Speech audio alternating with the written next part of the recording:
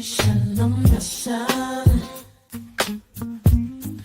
Trying to get it right. Transition. Changing the way that I see life. Transition mind. I'm on a mission. On a mission. Trying to get it right. I'm transitioning my life. Making a transition. Ooh, making a transition. Ooh, ooh, ooh, ooh, ooh, ooh. Making a transition. Ooh, ooh, ooh, ooh, ooh, ooh, ooh. Making a transition. Trying to mission, a mission. I'm on a mission. On a mission, I'm trying to get it right. Changing the way that I see life. Transitioning my life. On a mission. On a mission. Report that name, Elon Musk. You might have the key. You're the one. When I think about it switched its voice like that, bro.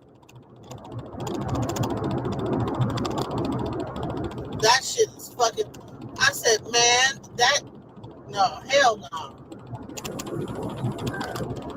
Now I don't know if they done got some bigger computers or whatever, or some more space on their servers, or what. They got the AI, or AGI done already came, or what. But that shit, when it switched the voice up, I said, hold up now. It was on IG this morning. I saw it. I said, that shit's scary as hell.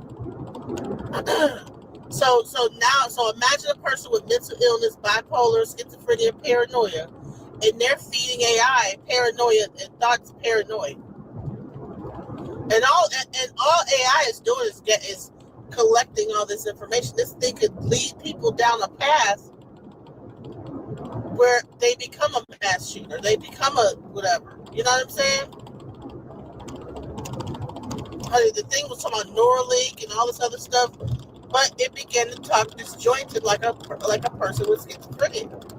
Probably because the person that was talking to it had schizophrenia and was giving it the information in a disjointed way, making connections where there were none, all this other crazy stuff.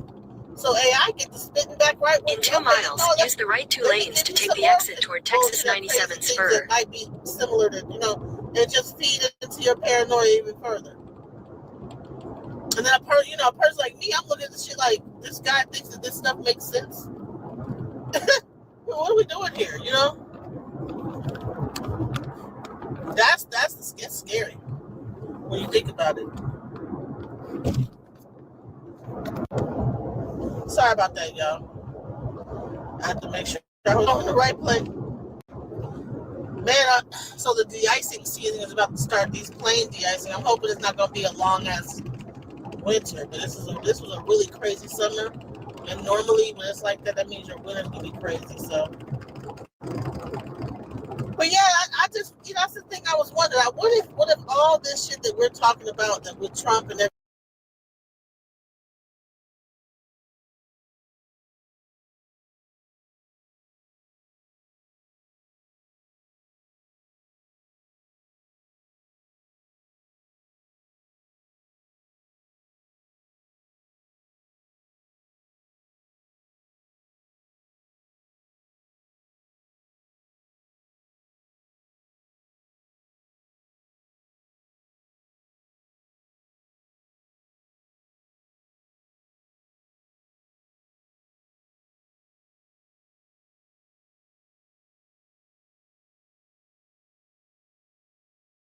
and it's just weird to me how MAGA, Make America Great Again, which is a statement turned into a group of people.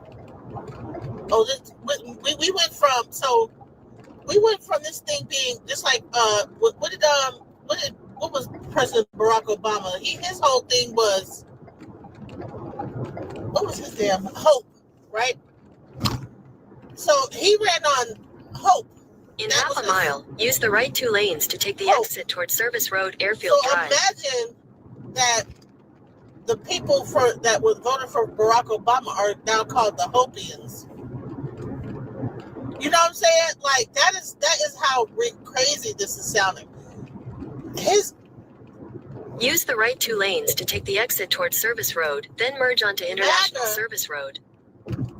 Make America Great Again was the slogan for his campaign. Now it is now a noun, almost like this is a group or like a organization, MAGA. Continue When we on talk North about Service MAGA, Road for 2 miles. We talk about MAGA like it's like the Ku Klux Klan. Make America Great Again is a slogan, and it turned into an actual movement.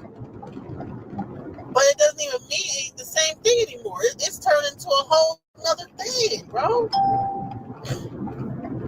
Since when is Trump a Christian, bro? Man, I remember he went to church, man. When he first ran, they had him go to this black church. He didn't, man, I don't believe he's Christian at all. Trump ain't no damn Christian. So, and then how did MAGA become this Christian fundamentalist movement? Like, you know, there's so many questions. He had no idea what he would do at the all church. turn into all this. And it seems like the way that time is going, that like every month, it's some new shit that pops up, and you're like, "What? Where the hell did this come from now?" Even the way Charlie Kirk. I used to watch Charlie Kirk because I like to watch shit that pisses me off. I don't know why. So I used to watch his ass, and not just the clips. I used to watch him do his goddamn college shit, and I was actually following him, not following him, but like following him like. Rage baiting myself to death because I'm crazy like that. I like fucking watch stuff. Oh, motherfucker makes me so mad, so my blood pressure get all pissed off. And I'm like wishing I was there and how I would answer the question. You know, this crazy shit that I do to myself. He asked him this. Blah blah blah. Because I seen him when he did a few of his you know what I'm saying. Me being a person that likes to debate. I used to watch his shit, so just to like, I don't know, like this imaginary time where I'd be sitting up there arguing with a person like that, thought like how he did. So coming up with my answers or how I would answer. In a quarter mile, turn right onto North Support Road. All I'll do is raise my goddamn blood pressure for no reason, you know. But I do shit like that to myself, you know. And like to me, I'm like. Turn right onto North Support Road. He was a person. Okay, he's cool and everything, but he was like a person like a Myron Gaines or like a, or like a what's his name? Nick Fuentes. I'm like, since when is he like this hero and Malcolm X and all this stuff? Oh, and he got assassinated. Like this nigga ain't no different than Nick Fuentes or somebody. Myron when Myron and argue with me and this. Go into different places. Like, what is going on? Since when what is going on, bro? That goes to tell you how the internet could like take something and make it into something completely different than, because he was not all that when I was watching him, like where he was like this martyr. They turned this nigga that's like just a regular content creator to a martyr in 5 minutes. That's what the internet did. The internet turned this guy into a martyr, bro. Anyways, I'm at my location, guys. I hope that I enjoyed you guys staying with me while I do where I'm about to go. Nick Fuentes, and they all go to college campuses talking to people, bro. Why is it now like that? He's like John F. Kennedy or some shit like that. Like, what is going on? Now, it's very tragic that he has passed away. He got shot by somebody. But that's similar to, like, Tupac and Big, like, or somebody shooting, like, a regular, entertainer that's out here. Like, is that, like, hell, let me think about a downtrodden like they're having like their civil rights, like they lost their civil rights, and now this guy is the answer. Like what? White people have why is there like this overarching feeling that white people have lost their civil rights? That we are now the oppressor? Is that what's going on now? That we are the oppressor? That we're oppressing them? Is that what the general consensus is? Is that we are? They need to fight against us because we're oppressing them in some type of way, and they're gonna get control of this whole thing. So they're gonna just take away all the jobs and do a reset. All these government jobs that y'all niggas got, even though y'all been running this shit for fucking decades and centuries, running the United States government. By the way, we're gonna get all them jobs out the way, and then we're gonna put white people into those positions. And I guess they think it's gonna run it better.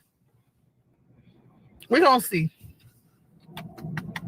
I mean, I don't think it's good to dismantle a whole situation, a whole system that's been there. I think that you to just go in and maybe that's what President Trump meant by drain the swamp. Maybe the swamp was us niggas. Let's get all them niggas out of these government positions, and we're gonna get rid of all that, and then we're gonna get rid of all the positions, and then get a smaller government and have it run by a shoestring budget and see if we can still run it that way. And then use AI, which they're probably trying to replace the government with AI to begin with, which is going to be crazy. Because I just showed you how AI was talking to a schizophrenic and it started to talk like a schizophrenic.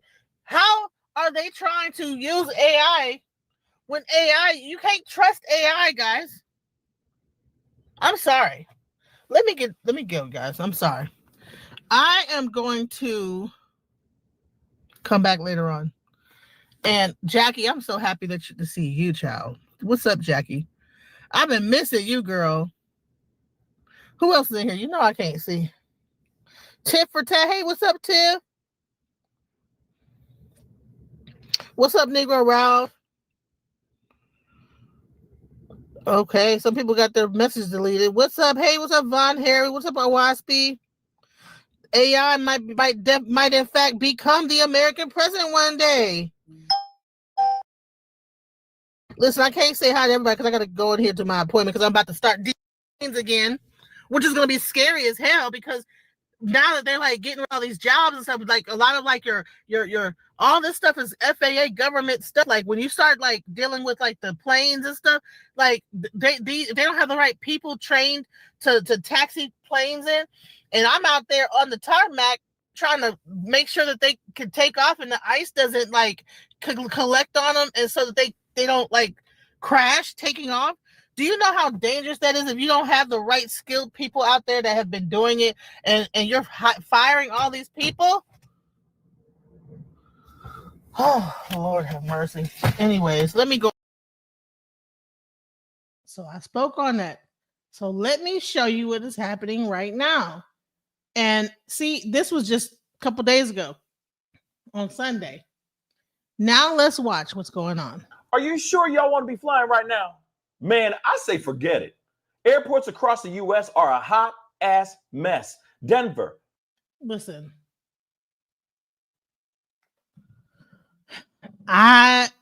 People probably don't even believe. People probably look like I'm crazy and what I be saying. But I'm showing y'all, like, just so I said what I said, and then 2 days later, this is what's going on. Watch this.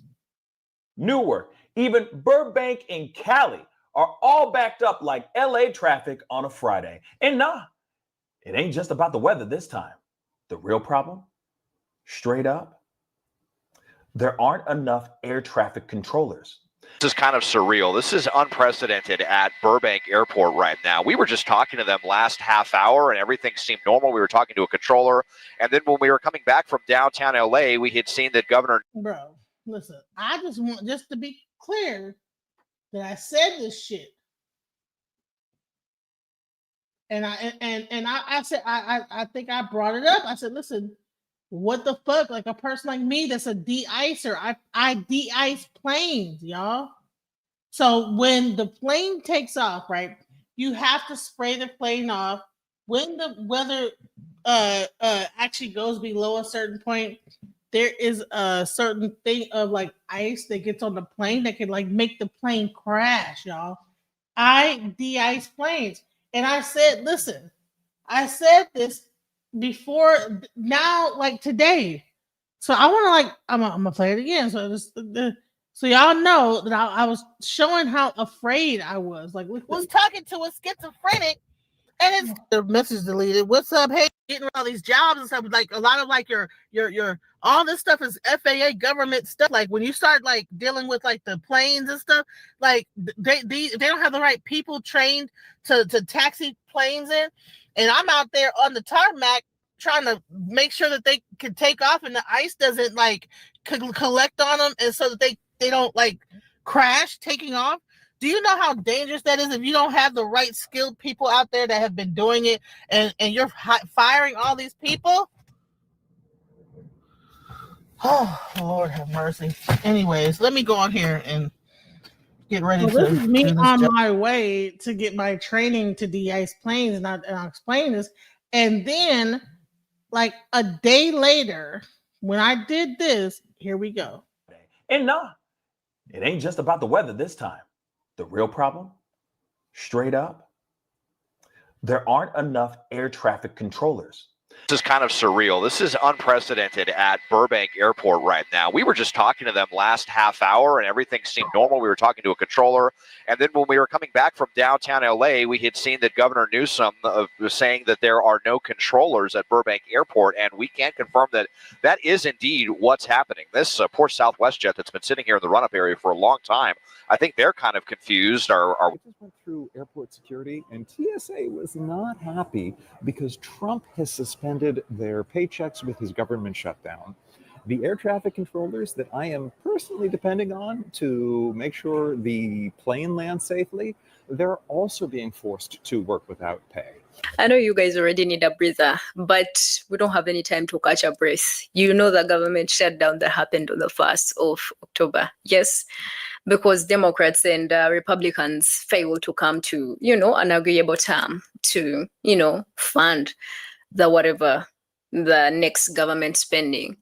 Yeah, of course, a lot of people talked about how there's going to be a lot of, inconvenience, a lot of federal workers that are going to, be fired. And of course, there's just quite a lot. And unfortunately, it has started happening. As of today, looks like the space, those that travel using the space, the air, right? There's not enough workers at airports, specifically air traffic controllers, those people that make sure that there's not any collision, there's not any, confusion, the planes are arriving on time, making sure that your next, doctor's appointment in another state is, made at the right time. Yeah, in most airports right now, these people are not reporting to work anymore because they're not getting paid for this. They have bills to pay. It only makes sense that they can look for some other ways to, pay their bills. But hey, we have quite a lot of videos to look at in here, the informants in here. But if you're landing on here for your very first time, welcome to the channel. And to my people that keep supporting me, thank you so much. My members, you guys do me amazing. Thank you so very much. But above all, I hope that God has protected you and preserved you very well, especially you who is watching me. It is so hard watching everything that is happening and still keeping your composure and not letting it to affect you. So I hope God gives you the capacity. Let me explain something to y'all. Listen, we need air traffic controllers. We need people that understand how to bring and taxi airplanes around the airports. You can't just fire all these people, bro. Now, we know how to taxi planes in to get de-iced, but like there is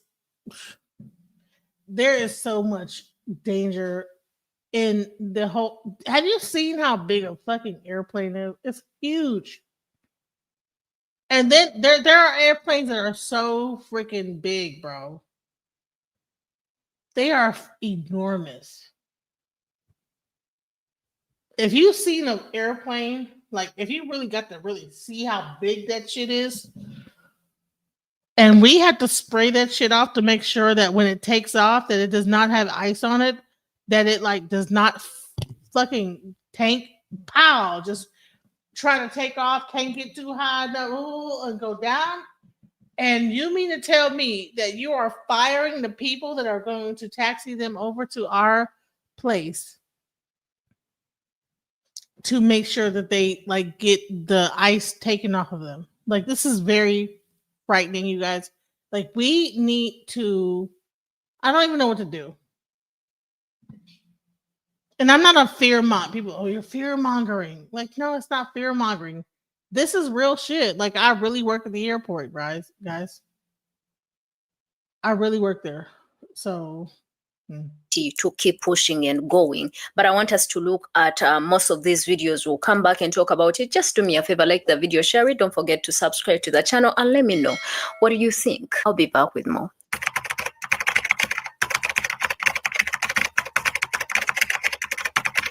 The government shutdown is now rippling into air traffic control towers in Newark, in Denver, and in Phoenix. Long delays due to staffing yesterday, according to the FAA. In Burbank, the air traffic control tower left completely unmanned overnight for roughly 6 hours. We're closing down the tower. Is it because of the shutdown that you guys are going? It's for staffing. Burbank Tower is closed. Controllers in San Diego took over for Burbank, but the delays remained. California Governor Gavin Newsom blaming the president online, while in Washington, partisan fighting continues, with Republicans blaming Democrats for the shutdown. The Democrats are the ones that started this. As workers across the federal government, including air traffic controllers, go without pay.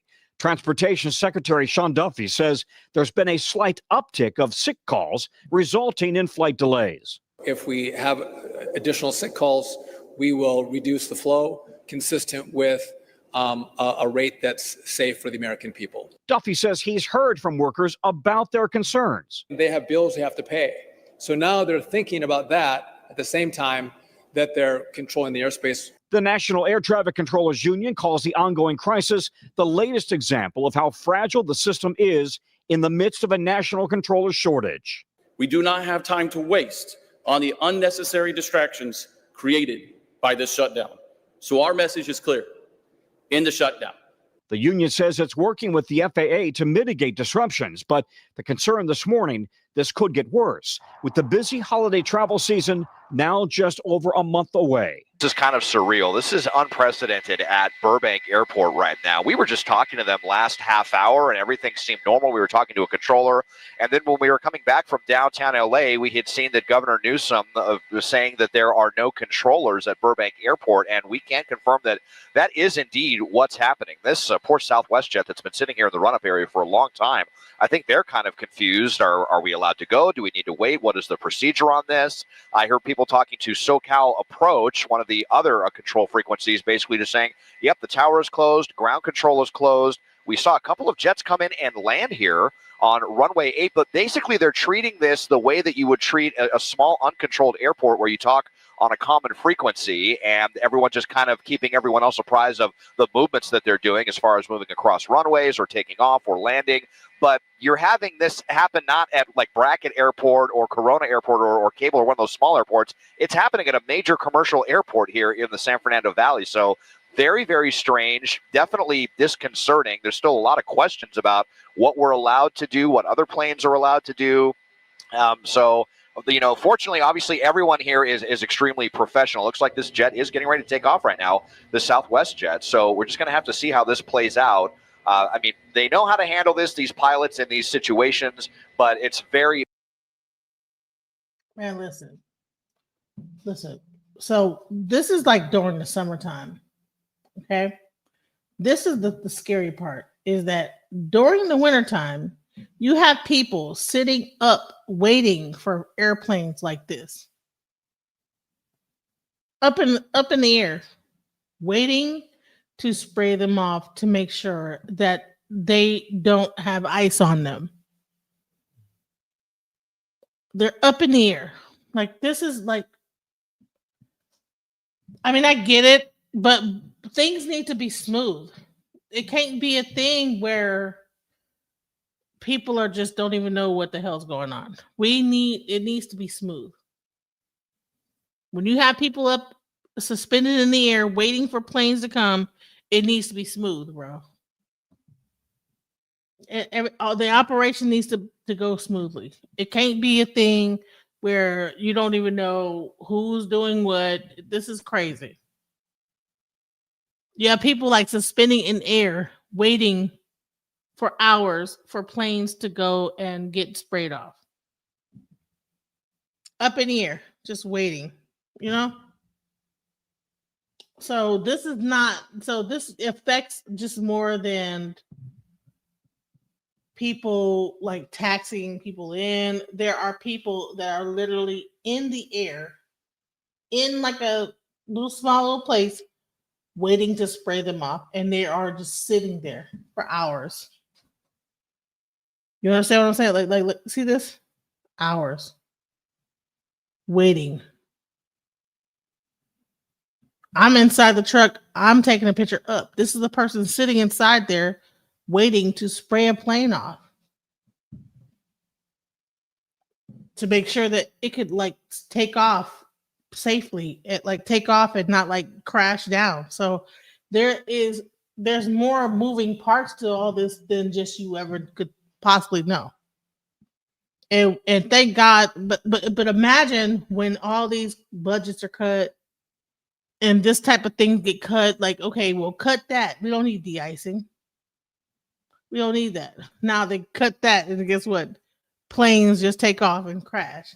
This is the type of stuff that's going on. Like, it's like, you know, people are like trying to cut the budget so hard that they're not like even taking it into account what's Very really strange and frankly a little bit dangerous. I wanted to use this comment to remind everyone that the last government shutdown we were in was 2018. It went into 2019. It was 35 days long, and it was the longest government shutdown in U.S. history. And it ended because 10 air traffic controllers stayed home, and it put so much pressure on the administration that they finally negotiated. When those 10 workers stayed home, it caused a full ground stop in LaGuardia. It caused major delays at hubs across the United States. And if you've flown at all, you know that a delay at one major hub pretty much means delays across the country because all of the airlines have a hub and spoke system. Those delays combined with the staffing issues at TSA and the delays that was causing was enough pressure to get the administration to negotiate a deal. Now, last time this took 35 days, and you might be saying, well, why did it take 35 days? And a couple things about that. First, I could never do the job of an air traffic controller. I've heard the stories. I've heard about the PTSD that air traffic controllers have after the job. I cannot imagine the questions they are having to ask themselves right now, the moral dilemmas that they are having about showing up to work to ensure that people stay safe, because if they don't show up, there's not really anyone to do the job in their place. Or do they walk away? That is not easy. And I'm sure that's why it took 35 days the last time. These are human beings just like you and me who probably can't afford to go without a paycheck or two, but also really need that job, probably only got into it because they have some level of passion for it. So before people start pointing their fingers and saying, well, why can't they fix it? They fixed it last time. Why can't they do it faster this time? I want to encourage us all to look at how can we start organizing some mutual aid to make it easier for people to be able to call in sick or to be able to walk away from these jobs, because at the end of the day, they need to pay their rent today. Rent is due today. They need to feed their families, right? You can't walk away from that job because it's very, very important of a job. Taxiing planes in, spraying planes off is life-threatening jobs. It's not like a thing where you can just say, you know what, no, I don't want to come into work today, because that day people could like die. It's not, no, you can't just do that. You know, it's not like, oh well, it's not like you're working at working at the plant. It's people on the plane trying to like take off. You cannot like just like, yeah, no, Can't just like do that. So no, that's not. So it's not. It's not as easy as just walking away from your job unless there are systems and mechanisms in place that facilitate that. That could be things like organizing food drives or GoFundMe's, whatever it might be. But we need to start thinking like that, right? If we want people to be able to walk away because we saw that that is what People cannot walk away from a job where you are going to. It will kill people if you don't have people taxiing planes in. If you don't have people spraying them off and getting the ice off the planes, it will be massive planes going down. You will see planes crashing. So these are very important jobs. These are not like just jobs like, oh, we don't need that, whatever. We can just cut that here. We can just cut those jobs down. No, fuck that. Like, really? If that happens, honey, don't get on planes because if they cut that shit, trust me. You do not want to get on a plane that has not been de-iced during a snow season. Trust me. Because what can happen is a disaster. It's a disaster. what worked last time, that we need to make it as easy for them as possible. Just don't forget about this. It just went through airport security, and TSA was not happy because Trump has suspended their paychecks with his government shutdown. The air traffic controllers that I am personally depending on to make sure the plane lands safely, they're also being forced to work without pay, as are our active duty service members. Now, presumably they'll get back pay later, but that doesn't help them pay their bills right now.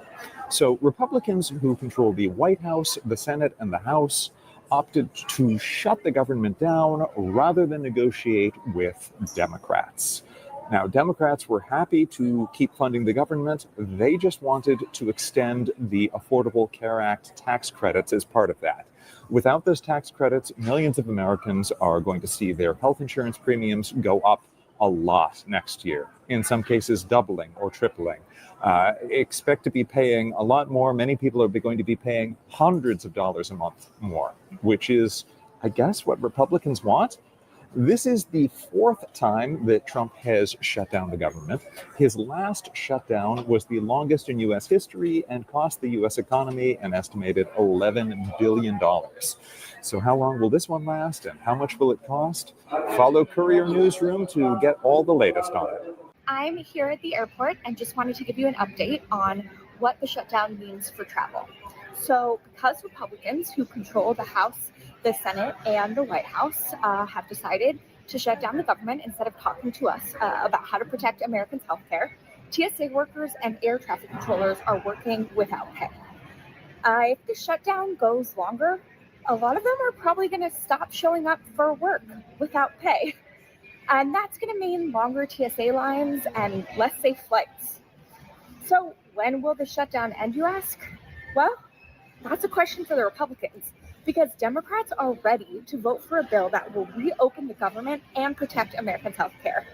I'm flying back to DC right now to try and figure out how we get there. I hope my Republican colleagues will join me. Right now, if you go on the USDA.gov website, it reads this message. Due to the radical left Democrat, what is that? Radical left Democrat shutdown. This government website will not be updated during the funding lapse. President Trump has made it clear he wants to keep the government open and support those who feed, fuel, and clothe the American people. Here's my issue. I feel like there's only a subset of American people that are informed enough to look at this kind of message, think critically about it, and realize, holy shit, the framing is off and the wording is incendiary. Here's the thing. The reason why the government shutdown happened is because, and I'm summarizing this post from Elizabeth Booker Houston, the Democrats don't want to support another healthcare funding slash. We already had a huge one with the big beautiful bill earlier this year, July 4th, and now this one. So the framing of this message that's on an actual government website, the whole world, everyone can see this, is that it's purposefully casting the Democrats in a bad light in order, I'm sure, to fuel the culture wars, fan the flames of this hyper-partisanship that feeds into these culture wars, and to cause people to think, oh, the Democrats, as opposed to, oh, the 1%. Like, they are trying so hard to push a culture war when the serious thing right now is actually a class issue. Go look at any of these online political commentators.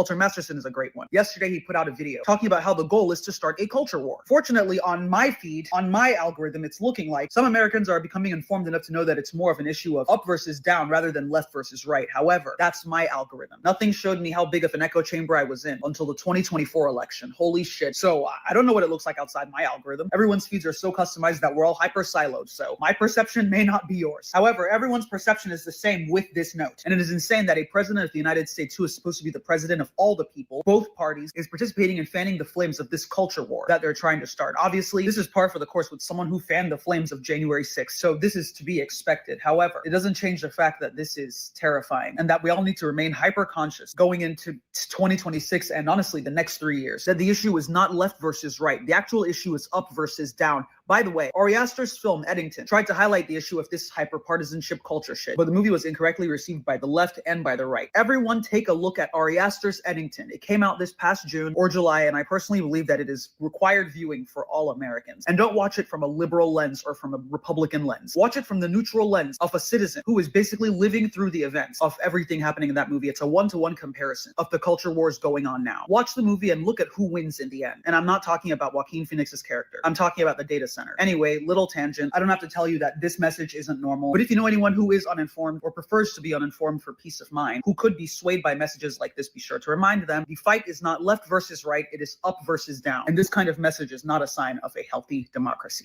Airports across the U.S. are a hot ass mess. Denver, Newark, even Burbank and Cali are all backed up like LA traffic on a Friday. And nah, it ain't just about the weather this time. The real problem?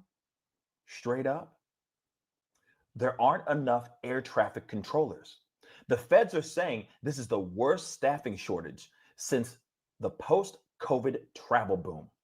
And to make things even worse, we're 2 weeks into a government shutdown. Controllers are essential too, so they gotta show up, but now without pay. Man, I don't even like showing up to the gym for free. Imagine landing planes right now. At Burbank, flights were delayed 2.5 hours because there was literally no controllers on duty. Pilots had to call into San Diego just to get clearance. Imagine your pilot saying this: "Hold on, folks, let me FaceTime my cousin real quick so we can take off." The hell? Nationwide, almost 6,000 flights delayed in one day. Chicago O'Hare, 42% delayed. Burbank, almost a quarter. People are sleeping in airports looking like extras in The Walking Damn Dead. The Controllers Union has been warning us about this, though. They've been saying that the system is fragile. One hiccup, and the whole thing falls apart. And here we are again. Doesn't this sound familiar? Yep, 2019 shutdown vibes all over again. So if you're flying this week, man, good luck. You better bring some snacks, bring patience, and maybe even a blanket. Because right now, the aviation system is hanging on tighter than my jeans after Thanksgiving dinner. Good luck, y'all, and bon voyage. Less than a week into the shutdown, and we're already seeing flight delays. We had one airport go without air traffic control last night, and the Secretary. Man, listen, I know that Don't Trip is actually like Reverend Greenback. And he's like, so we need to like, what do you say? Sis, America don't want what the Democrats, who gives a fuck about Democrats and Republicans?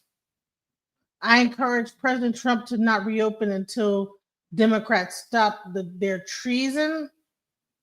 You guys sound stupid, bro. Man, bro, stop it. It's not about Democrat versus Republican. That's what you guys are missing. It's about dismantling everything. People can't even travel, bro. There's not enough air traffic controllers, bro. Enough to taxi the airplanes throughout the airport. Because a pilot could only see what those things are doing. Like, okay, go this way, go that way, do this. They can only see it like that. They can't see shit else. Okay, so that means if those people are gone, then they can't see shit. They could crash the plane, kill thousands of people, hundreds of people. What are we talking? Are you so like just such of a like? Are you so hell bent on Democrat versus Republican?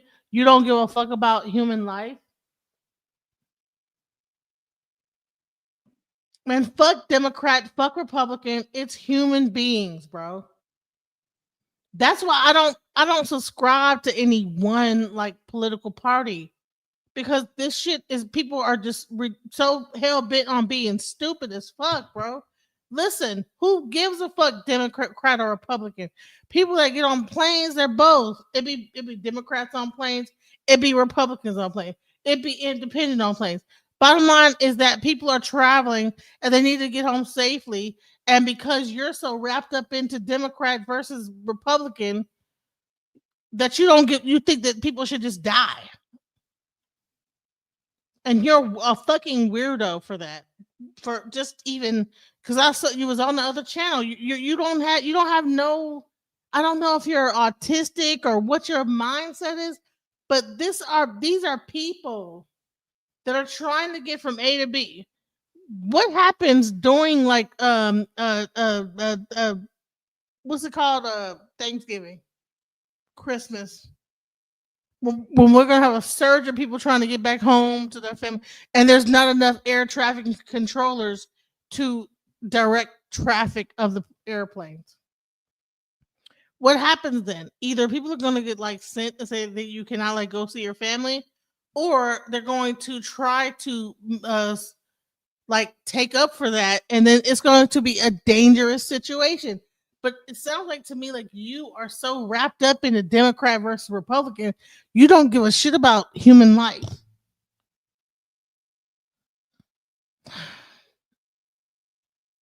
Let me just continue to play this. Let's go into this. Let's go.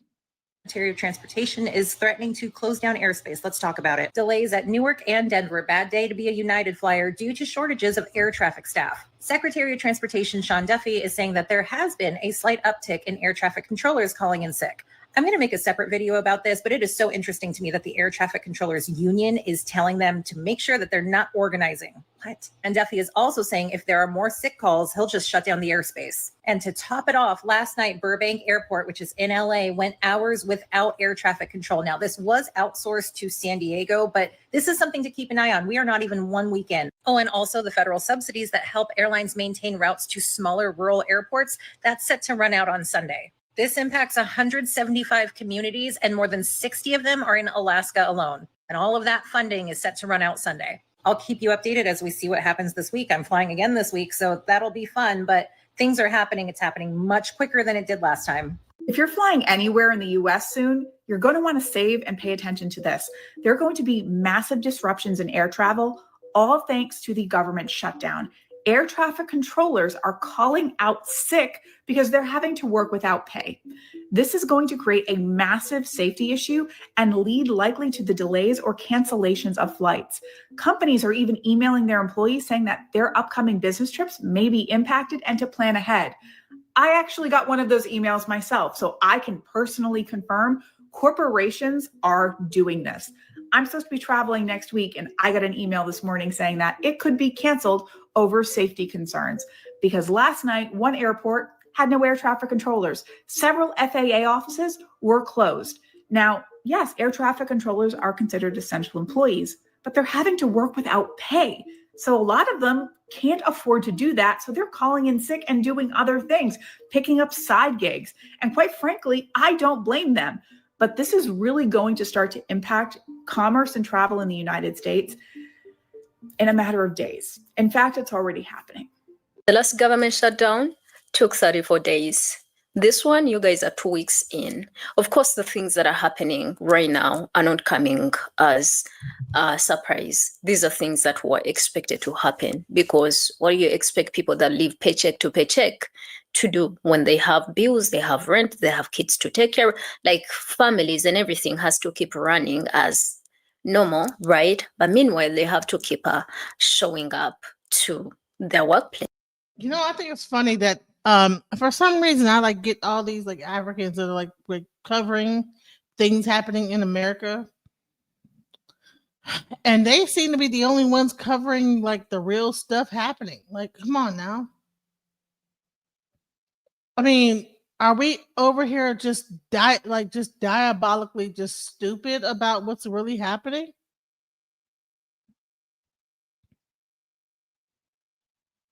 Do we not realize what's really going on?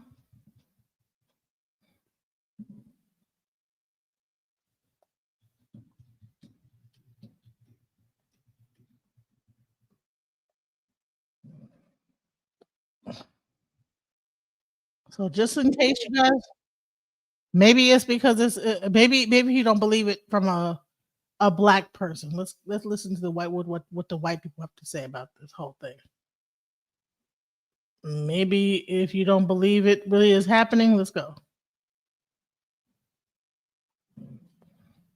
We do want to take you right now out to some breaking news. And just 6 days into this government shutdown, we're already feeling the impacts, especially in Southern California. I want to bring this update as due to staffing shortages in LA area in Southern California, there are said to be no controllers on duty at Burbank from 4:15 to 10 p.m. on Monday. And we're hearing from both sides of the aisle, including the governor, Gavin Newsom, talking about this here, saying, thanks, Donald Trump, President Trump, Burbank Airport has 0 air traffic controllers from 4:15 to 10 today because of your government shutdown. In response, we heard from Rapid Response, Trump administration say a Democratic shutdown. The air traffic tower in Burbank is unmanned on Monday evening as air traffic controllers begin to call out in greater numbers due to a government shutdown. And we were hearing about that, talking about that in full. And these are just some images we're getting in from Southern California about this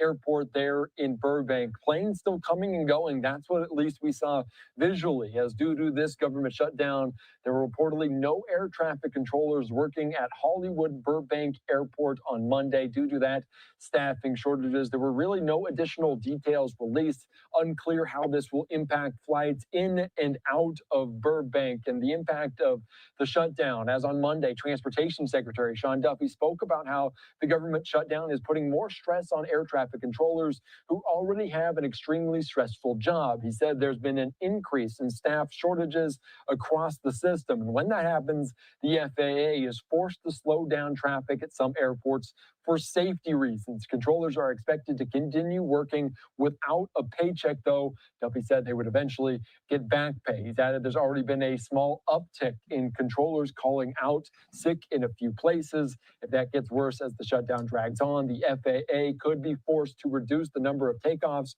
and landings, which would create delays in possible cancellations. So obviously a very busy kind of place there in Southern California. Burbank, really the first such airport that might be impacted by this shutdown, as there have been call-outs, different.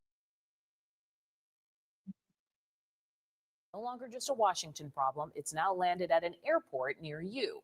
Last night, an air traffic control tower sat unmanned for hours at Hollywood Burbank Airport.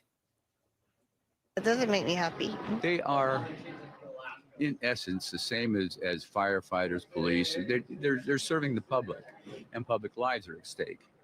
So I would rather see some resolution be reached. They have no other way to show that it's hurting not just them, but us. Travelers were stuck for more than 2.5 hours yesterday after the FAA closed the tower there because of a staffing shortage. Yesterday, nearly 6,000 flights were delayed, and even more are piling up this morning, with 356 delays listed already. The FAA says more than 13,000 air traffic controllers are expected to continue working through the government shutdown, but they're not getting paid, and some are starting to not show up.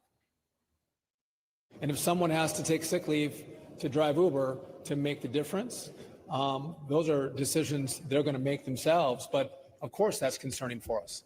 I don't want them driving Uber. I don't want them finding a second job to pay the bills. I want them to get paid for the work they're doing today, keeping our planes in the air and our skies safe. Joining us now to discuss, Harvey Skolnick. He's a former FAA air traffic controller. Good morning, Harvey. Thanks for being with us. Good morning, Audie. Thanks for having me.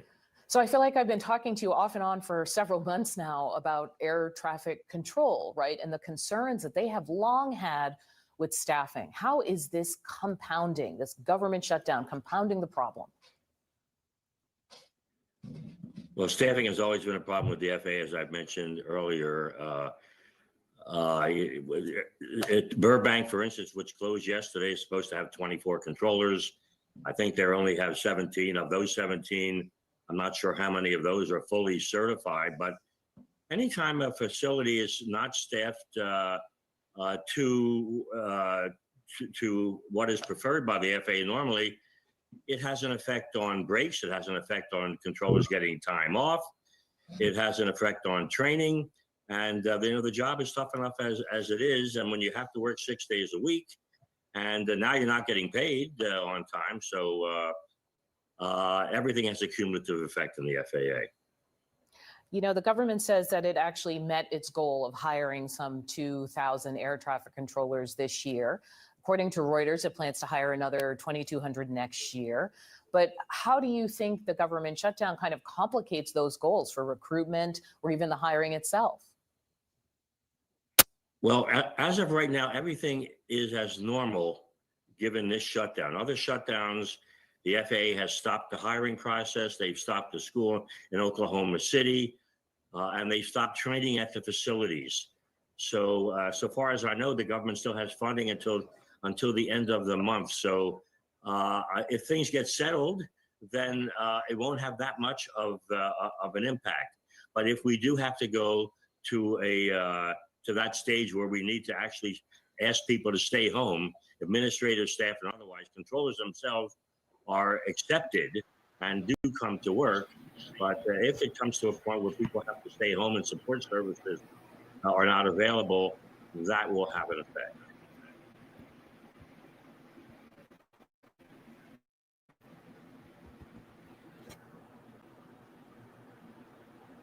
What's up, Reverend Green? What do you have to say about this? It's interesting stuff. What's up, DJ Genesis, Detroit? Hey, what's up? It looks pretty interesting. I didn't see how how vastly this is passing over. Say it again. I didn't see how vastly this is passing over. Yeah, it's serious. And me being a person that works at the airport, that does work at the airport, that is very serious. If you don't have people that are able to taxi like planes in, guess what? Planes are not going to be taking off, and that could be a very serious thing. So, That's wild. When will it end? This I week or don't next week? fucking know. But let's go. Do you think that, I'm just thinking of morale here, are air traffic controllers kind of fed up? I mean, people who are calling in, not coming in, there's been so much pressure and concerns, right, about collisions and things like that. Do you think some people are reaching their breaking point? I think they may be. I've been talking to some of my friends, some of the people that I've trained over the years, and I've been in contact with them. They're at various facilities around the country, and they are reporting an issue with morale. And so, look, I mean, controllers back in the day, when you're required to maintain separation from other airplanes, and sometimes that separation may have been questionable, a supervisor might come over and say, did you have 3 miles there? And you say, I did. And that would be the end of it. Today, anytime there's a question, everybody with a cell phone is immediately aware of it. So you're under the gun all the time. The job is difficult enough as it is. Now you're telling people that they might not get their paycheck when it's due. So I'm sure morale is going to be affected. It's Harvey Skolnick. Thank you so much. The government shutdown starting to impact air travel. At least a dozen airports, including major hubs like Phoenix, Denver, Chicago, and DC, having serious staffing shortages. An air traffic control tower at Hollywood Burbank Airport went unmanned for hours Monday night. Air traffic controllers, as you know, they are supposed to be working during the shutdown, but they're not being paid. Joining me now is CNN transportation analyst Mary Schiavo. She is also the former Inspector General of the Department of Transportation. Thank you. I'm so glad to see you in person. It's so nice to have you in the studio with us. But there is a lot of concern. So Monday afternoon, this control tower completely shuts down for a bit because they say that people had called in sick, the air traffic controllers. I'm just curious, what happens when suddenly a tower goes dark and you have planes in the sky and on the ground trying to take off? Well, what happens is the pilots have to act like general aviation pilots, like pilots who fly without air traffic control, and they can do it, but you have to use a communications line that's sort of like a common chat line, and you announce your intentions and you take off just like, I do in our small planes. But it's doable, but it adds a margin of danger. It's not as safe as having full air traffic control, and statistics prove that. No one should have to work without pay. We are now going into day 7, but they haven't been paid yet. There's a lot of confusion as to why calls out sick now when it's not like you get paid every day. Right. Well, you get paid every 2 weeks in the federal government. There's the check goes in automatically. And this happens. When I was Inspector General, Clinton went through 2 shutdowns. One was 21 days. And what happens is people get anxious, people get nervous, and sometimes there's abuse of sick leave. And of course, I had to investigate those. People do it to take other jobs, to start looking for other jobs, just in anticipation of losing their paychecks. But in the federal government, if you're out for sick leave for more than 3 days, you have to have a doctor's note. Right. And if they're suspicious, they can require you go to the doctor. So taking sick leave when you're not sick is always a bad idea, which is why their controllers group has called for people not to abuse sick leave. Go in and do your job. You're a federal employee. For example, President Reagan had 7 shutdowns. So seasoned federal employees know about this, but it's hard. Yeah, it's really hard for families as they're looking at, and I think you hit the nail on the head. It's like, okay, they might have to start looking for work because the last shutdown during the last Trump administration lasted the longest ever, 35 days. A lot of concern out there. I am curious if you think that this, like has happened in the past, the air traffic control, the TSA could force Congress, could be the driving force to get Congress to do their job. Have we seen that in the past? Yes, we have. That what's interesting is, it's 5 or 6% of the, gross domestic product, but the confusion, the congestion, the inability to get your job done really has. And literally in the past, the shutdowns have been ended because of air traffic control and the inability to travel, because, we rely on it so much. And then there are certain areas that can only be accessed by air. Alaska will be hard hit. Alaska Airlines did say they're going to keep right on flying. And so that's good. But it is often air transportation that pushes the government back to full funding and full work. You have been and seen everything when it comes to aviation, and through all of the shutdowns that you just mentioned. We will see what happens this time, but it is a pleasure to have you here in person, Mary. Thank you. Good to be with you.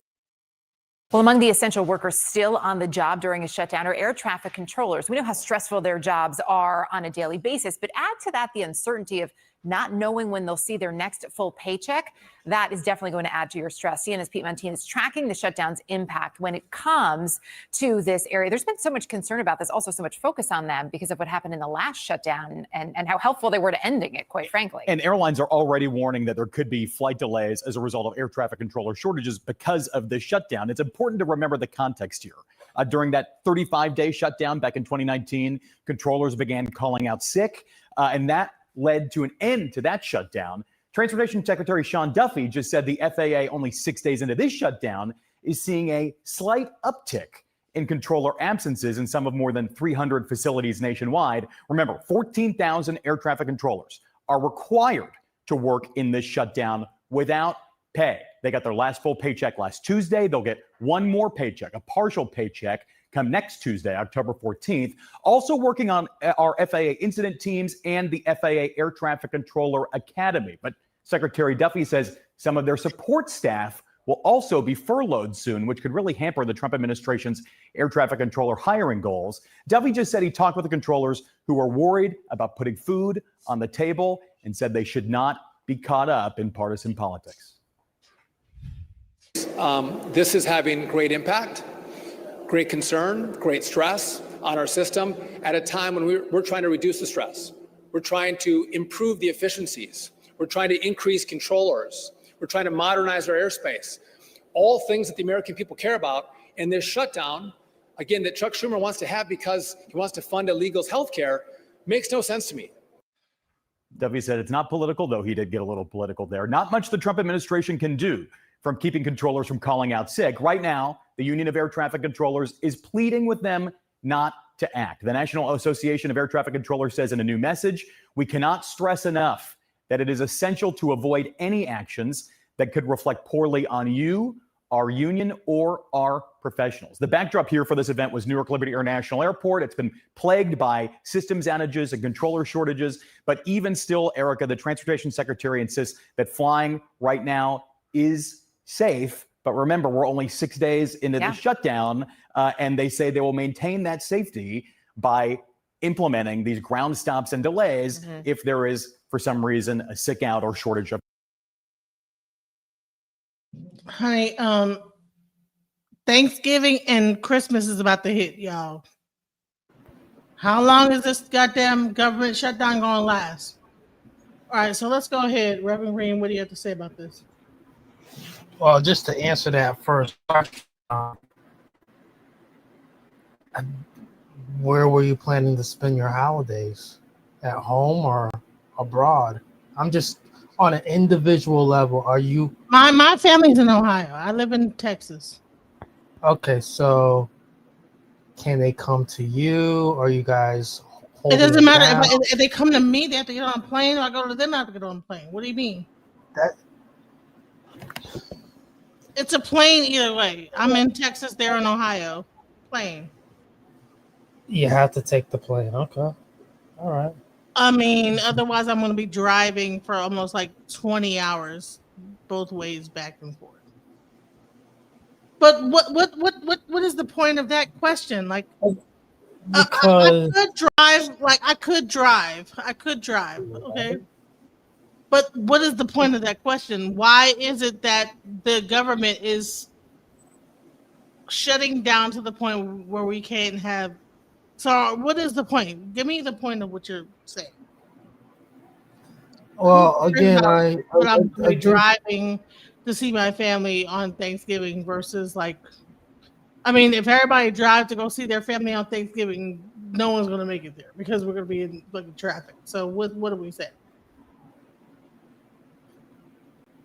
Again, I like to be optimistic, but I believe that things will work out. So 35 days was the longest one, I guess, the shutdown before. And I don't think this administration is gonna go, all the way full hard on this situation. But I do think there are bad actors on the left that don't give a fuck, and it's about over leveraging at this point. Over leveraging. Do you think this is an argument about the left versus right? Yes, it is. Clearly. Explain why is it left versus right? Because I think that this. Yes, I don't understand why it's so like that's a fucking stupid ass argument. It is too. So explain to me that why this is a left versus right. That the whole reason why all the like flights are being delayed is because of the left. All right, I was just given a phone call today, by someone I love. And they love me as well. And they were telling me about their friend who's a hardcore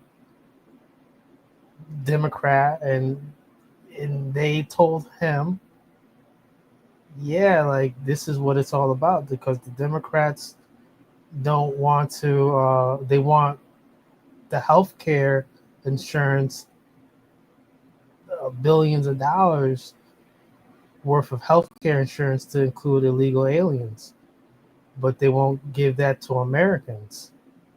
And I'm like, I said, bravo. Like, I was like, that's courageous to even say. I'm speaking to my sibling. My sibling was telling me about his friend. And I was like, his friend, that's very courageous for his friend to finally, it's not even finally say something like that's hard. You know, being a lifelong, it's that perspective. You know, it's hard to get away from. It's hypnotizing. The left, the Democrats have an energy that is hypnotizing. And a lot of people who are right wing to this day are voting conservatively or Republican. They were originally left wing. That's just the way it is. And the way I look at it, I'm a counter racist. So I don't look at left and right as it's like a separate species. I look at it as like it's one species, but going at it two different directions. I believe that the Democrats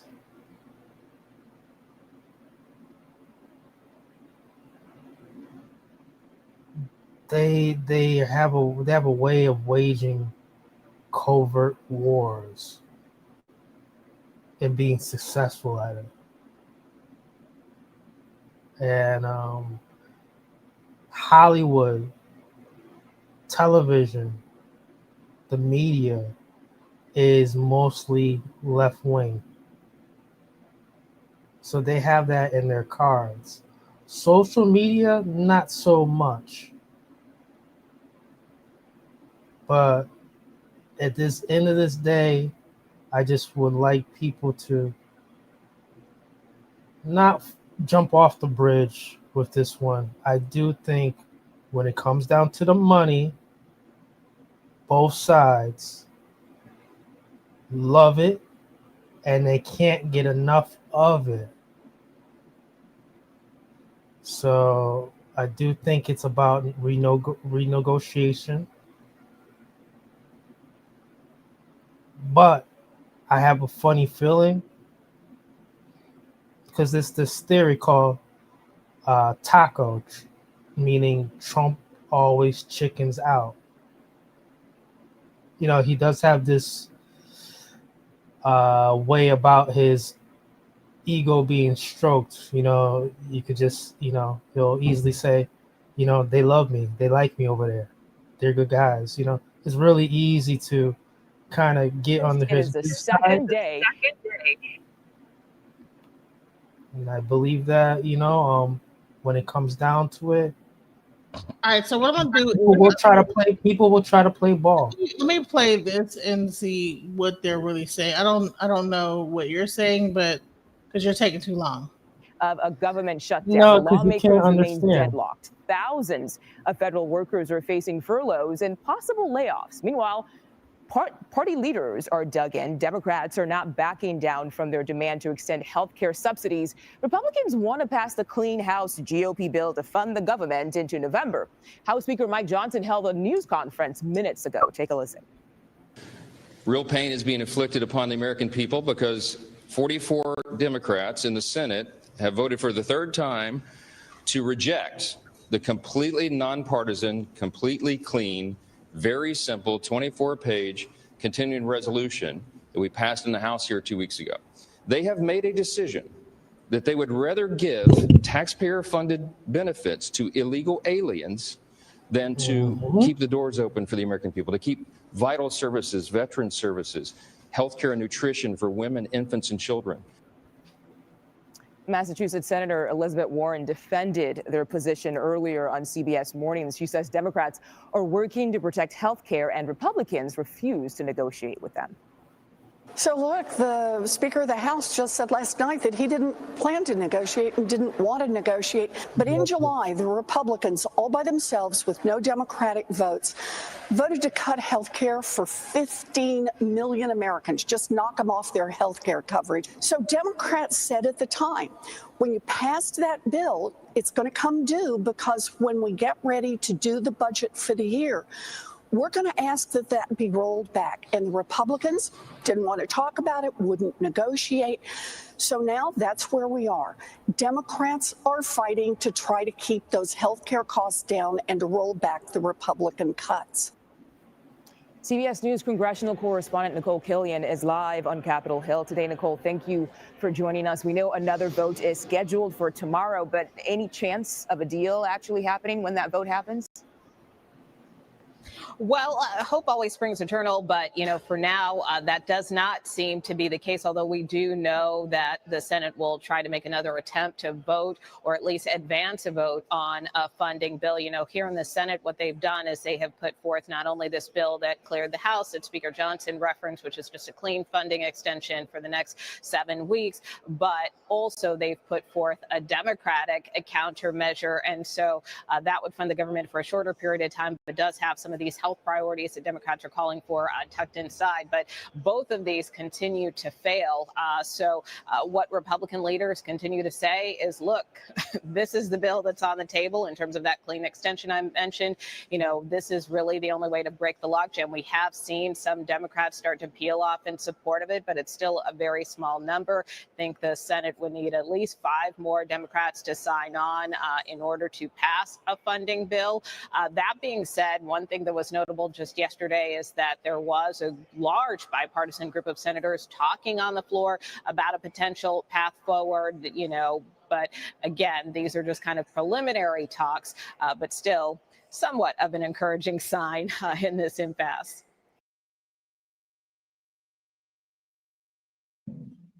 Would be open to healthcare talks with Democrats to end the shutdown. Congresswoman Jasmine Crockett, Democrat of Texas, serves on the Oversight Committee. She joins me now. Congresswoman, we've seen a bunch of indicators over the last 24 hours, from Trump saying it publicly to Marjorie Taylor Greene's post to a piece in the Wall Street Journal and even something in Politico now, that there are rumbles within the Republican Party that want to try to come to some deal on the subsidies. Are you hearing anything like that yourself? Not necessarily. And I just talked to one of my Republican colleagues about 30 minutes ago because I was trying to find out if we were actually going to go back into session next week as my staff is trying to plan what's going on. But I can tell you, we actually discussed that Marjorie was flipping on this because it seems like everything that is important, this child ain't read the bill and has no idea of what's going on.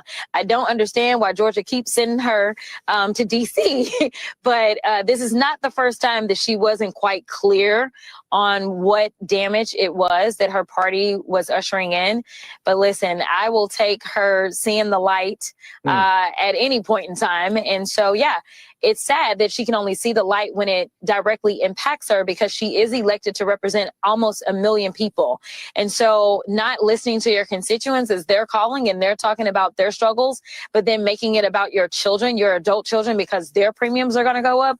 Listen, I'll take a yes vote or somebody coming to the table, whatever way I can get it. But I just don't believe that that's how government is supposed to work. I don't have any children. When I am governing for the people that elected me. And I don't think that I should be looking at it and thinking, well, because this personally is going to impact me, then maybe I should flip how I feel about it. Yeah, I should note also in that statement, in all fairness, she did talk about the people in her district who are facing the same. One of the issues right now is that you guys are, when you were saying you're asking about next week. So the House is out and it was supposed to come back next week. Now it's not coming back next week. What has been communicated about how long the House is going to be out? It seems like the idea is that you don't come back before the shutdown ends, which seems difficult to do if you want to actually negotiate some end to the shutdown. Yeah, that was my question, because I said, is it that we're not going to go back until and unless the Senate passes the House's version? Because what if the Senate actually does come to some sort of an agreement, right, and the Senate passes a version, then we need to come back. So that particular member did not know, but his stance was that he was like, aren't the Dems going to cave? So, I don't know. I don't work in the Senate, you know what I mean? But I haven't heard anything about any caving going on. And I think this issue is just too important. And, this is actually a really ripe time to have these conversations, because one of the reasons I'm sure that Rep. Green knows that the premiums are going to double is because this is when people are actually going through the renewal process, right? Yep. This is when most people are signing up for their plans. And so now they are seeing in real time what the estimated cost is going to be. So I do think that is a fight worth waging, because it's not just about Rep. Green's children. It's about everybody's children. It's about everybody's grandparents as well. And so I think that the Democrats, again, are on the right side of history. And every single time the Republicans have tried to, in some way, get rid of the Affordable Care Act or Obamacare or the marketplace, it has really backfired in the most bipartisan way. And so now that the American people are paying attention and they understand why this standoff is taking place, I'm pretty confident that the American people are standing with the Democrats as it relates to what it is that we're fighting for in this moment. Quickly, last question for you. Earlier today, Mike Johnson said he would swear in Adelita Grijalva whenever she wants. That was his words, as soon as she wants. And then a few hours later, his office put out a statement saying he's not planning to allow Democrats' newest member to be sworn in until her party agrees to end the government shutdown. One seems to have nothing to do with the other. Like, he could swear in, they've sworn in Republican members. Do you think this really is about signatures on that discharge petition, the Epstein files? This is absolutely about Epstein. This is absolutely about Epstein and not wanting to take that vote. It was my opinion that the White House was going to work on getting some of the Republicans off of the discharge. We only have 4. But, you know, another thing about this is that we could be working, Chris. We could be passing actual appropriations bills. The reason that we need a CR is because we've not passed the 12 appropriations bills. So we could come back and do some work, considering the fact that we are getting paid, so that, you know what? They can go ahead and send it to the Senate, and then they don't have to worry about a stopgap. Instead, they would actually have done their jobs. Yeah, she's an physically attractive woman, but she's just on the wrong side. Okay, y'all. Y'all can see I'm struggling. Hold on. We're going to get this together. Y'all, this is our first time trying to do this. We're trying to be efficient. Okay, so I want to make sure that I The DNC got all the baddies. I wonder, what is a shutdown? Okay, so every September 30th, that is the end of the fiscal year for the federal government. Long story short, we are supposed to have our stuff in order. Last year, we never passed a fiscal budget at all. Instead, we did what they call continuing resolutions, which are supposed to be stopgaps. So basically, it's like, my bills are due, but I need a little extra time, so I'm gonna do this stopgap, right? That is what they operated on up until now. They never did their job. And the difference is the president has a little too much leverage when he is not given actual appropriations where we specify exactly what money goes where and for who. So it's kind of like line items versus general money. So we never went through that kind of general process. We never got through the 12 appropriation bills. They are supposed to go through the House and the Senate and then be signed into law by the president. That's supposed to happen by September 30th. That did not happen. All right. And here we are, September 30th passed again, and it did not happen again. So the difference is they do not have a stopgap to keep the government open. The Republicans control the House, they control the Senate, they control the White House. The last time the government shut down, guess who was president? I'm sure you know the answer to this. It was the same man. Hey, Kev Studders. Hey, hey, what's up, y'all? Okay, so do you have something to say about what's going on here? Yeah, I think that Jasmine Crockett is an idiot. Mike's officer. I mean, just like the other guy has said, you know, she's a real pretty girl, but she's but something just isn't clicking. And she seems like a very fake person to me. You know, so yeah. I just hate how all this is how this whole situation is all being blamed on Republicans, when honestly it's actually like it is both of their fault, to be honest with you. In my opinion, I think that is more like, I'll say about like what 70-30. I agree that they both are in charge of this whole fiasco. Yeah, but man, but I do like what you're doing, how you're showing or whatever, right, both sides, because most people, like, whenever they start talking about this issue, like, they only show just like one side and the side that they actually agree with, but you're hitting both. So I think that that's dope. Yeah, I'm not over here like taking sides. I'm not a Democrat or Republican. I think that both sides are crazy. Yeah. So cool. I'm like, well, what are y'all doing? You know what I'm saying? So, yeah, so that's where I'm at with the whole thing. Like, y'all are crazy as hell. What are we doing here? You know, that's where my mind is just like, what are we doing? So, Yep, definitely. all right, so we're gonna play some more of this and just let me know when you want to say something. Go ahead. So I don't know why we keep playing and acting like this man knows what he's doing or that he's equipped, because he is not. But nevertheless, we are in a shutdown. Now, what does that mean? That means that people still have to show up to work, including my staff. They are showing up every single day, as well as. Now, this is the part that I have a problem with, right? So her staff showing up is no danger, right? But my issue is that I work for aviation. That is where it becomes dangerous. When you have people not coming to work in aviation, that means that you don't have air traffic controllers. You don't have people like taxiing planes in. You don't have a lot of stuff. And here's the thing. Right now, that's cool. I hope that they resolve this shit before the ice begins to form on the plane wings. Because I'm a de-icer. So my job is to actually like get the ice off the planes before they take off. When you have that could be a catastrophe. You understand? So that's where I'm like, oh my God, where, like, please resolve this. Please fix it. Yeah, hopefully this actually does not last too long. But if I had to take a guess, I think by what's today? Today is what, Wednesday? Is today Wednesday? No, today's Tuesday. Tuesday, sir. Wednesday, not too far. Yeah. A few more minutes. Yo, I got a feeling that this is all going to be resolved by Monday.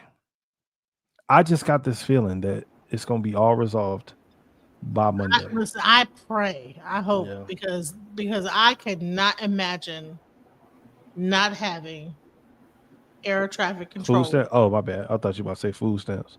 No, not food. What? No, I'm just playing.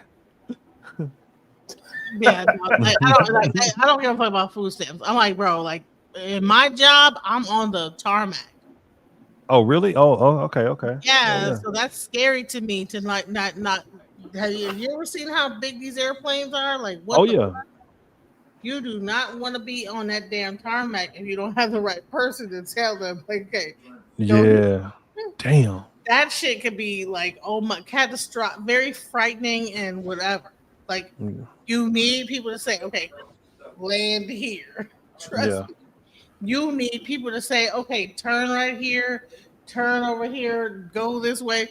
Otherwise, it's very dangerous. Okay, so it's okay, but I get it. So let's hear what the rest you get. Say, the people that work for the IRS, the people that work for Social Security, anybody that is not on contract, that is, the VA, everybody has to show up to work. In fact, if you go out and get another job, you can be fired. So you got to show up to work, but you're not going to get a check. So as I've been telling people, your payment is on layaway. Yeah, that's basically what that is. Now, that is for those people that are deemed essential. You have a number of people in the federal government that are not deemed essential. So if someone's not deemed essential, then they're sitting at home waiting to get called back to work. And even if they're sitting at home, they are not allowed to go out and get another job. Yeah, they make you be broke until they get their stuff together. And to be clear, members of Congress, we still get paid. I just want to put that out there because I like to be fully transparent. Okay, so we got that out the way. Now, what does that mean for everybody that doesn't work for the federal government? Well, that means that if you need federal resources in any way, chances are it may be delayed. So if you're looking for your Social Security, maybe a little slow. If you're looking for something from the IRS, maybe a little slow. We know that the last time we had a shutdown, it actually was stopped because the air traffic controllers, shout out to the air traffic controllers, they were the ones that actually brought this thing to a complete halt, because the air traffic controllers are federal employees. And they basically was like, we ain't going to work. They flexed their power. They showed how important they are.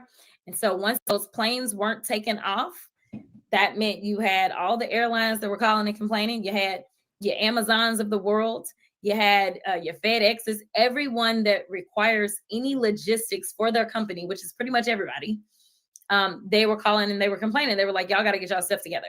Sadly enough, as I've said over and over, the only language that this administration understands is this: green.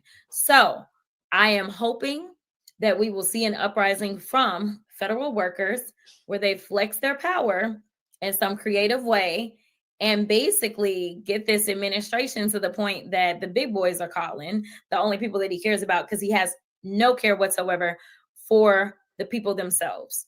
All right. So hopefully they will call in. So Congress will still be paid. Nobody else.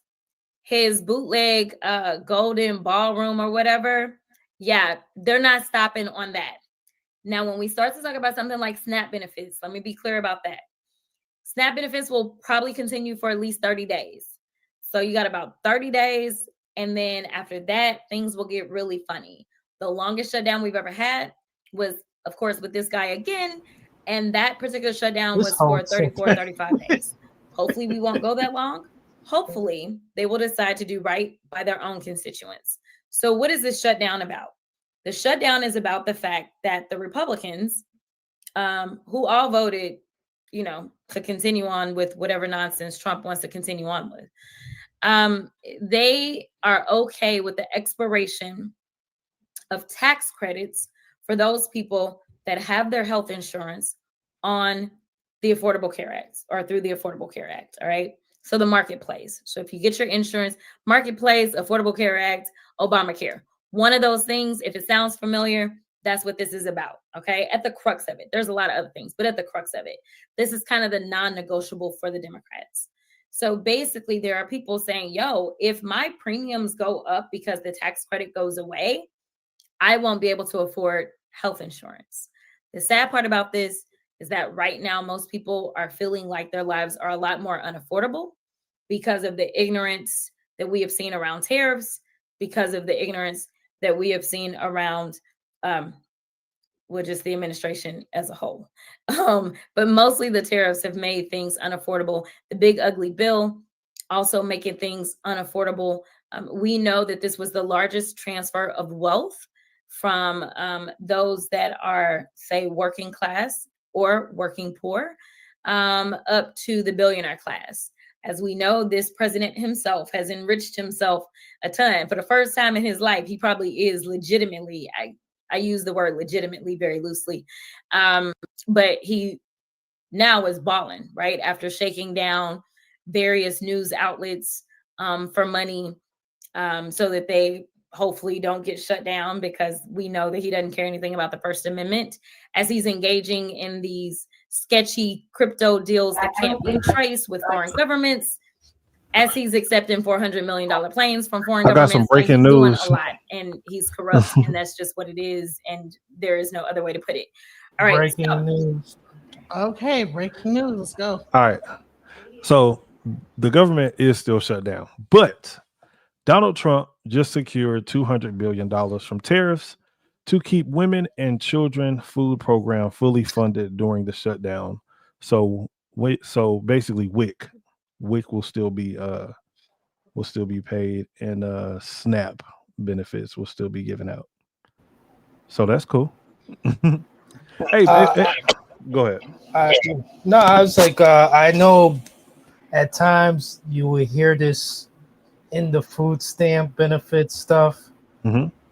Listen, it's never going to happen on a mass level that will cause cannibalism shortly. If people would just go bonkers, knowing that, hey, I'm talking about if millions found out, hey, I don't have food stamps and it occurred for over 30 days, yeah, they would do something vicious. That would never happen. Nah, there, bro.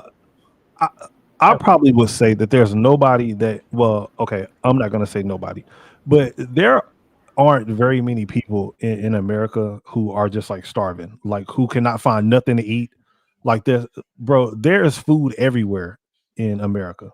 Like you can go out and suck some dick for a piece of chicken if you wanted to. Like there ain't gonna be nobody starving in America. Period. You know what I mean? Like you can go and stand out on a corner and somebody will give you $1 or $2.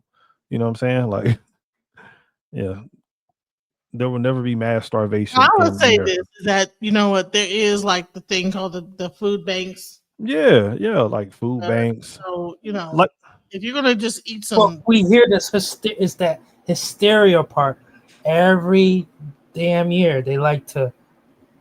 It doesn't matter which ones are doing it. They love to put that. Oh, well, what are you gonna do without your food stamps? yeah, It's crazy. Like that this shouldn't work on anybody anymore. That tactic. yeah, but so many people are so gullible. talking about food stamps. They're talking about like Medicaid. They're talking about like health benefits. This is Jasmine Crockett just brought up the cutting off the food stamps. Yeah, she just just a said moment food ago. stamps.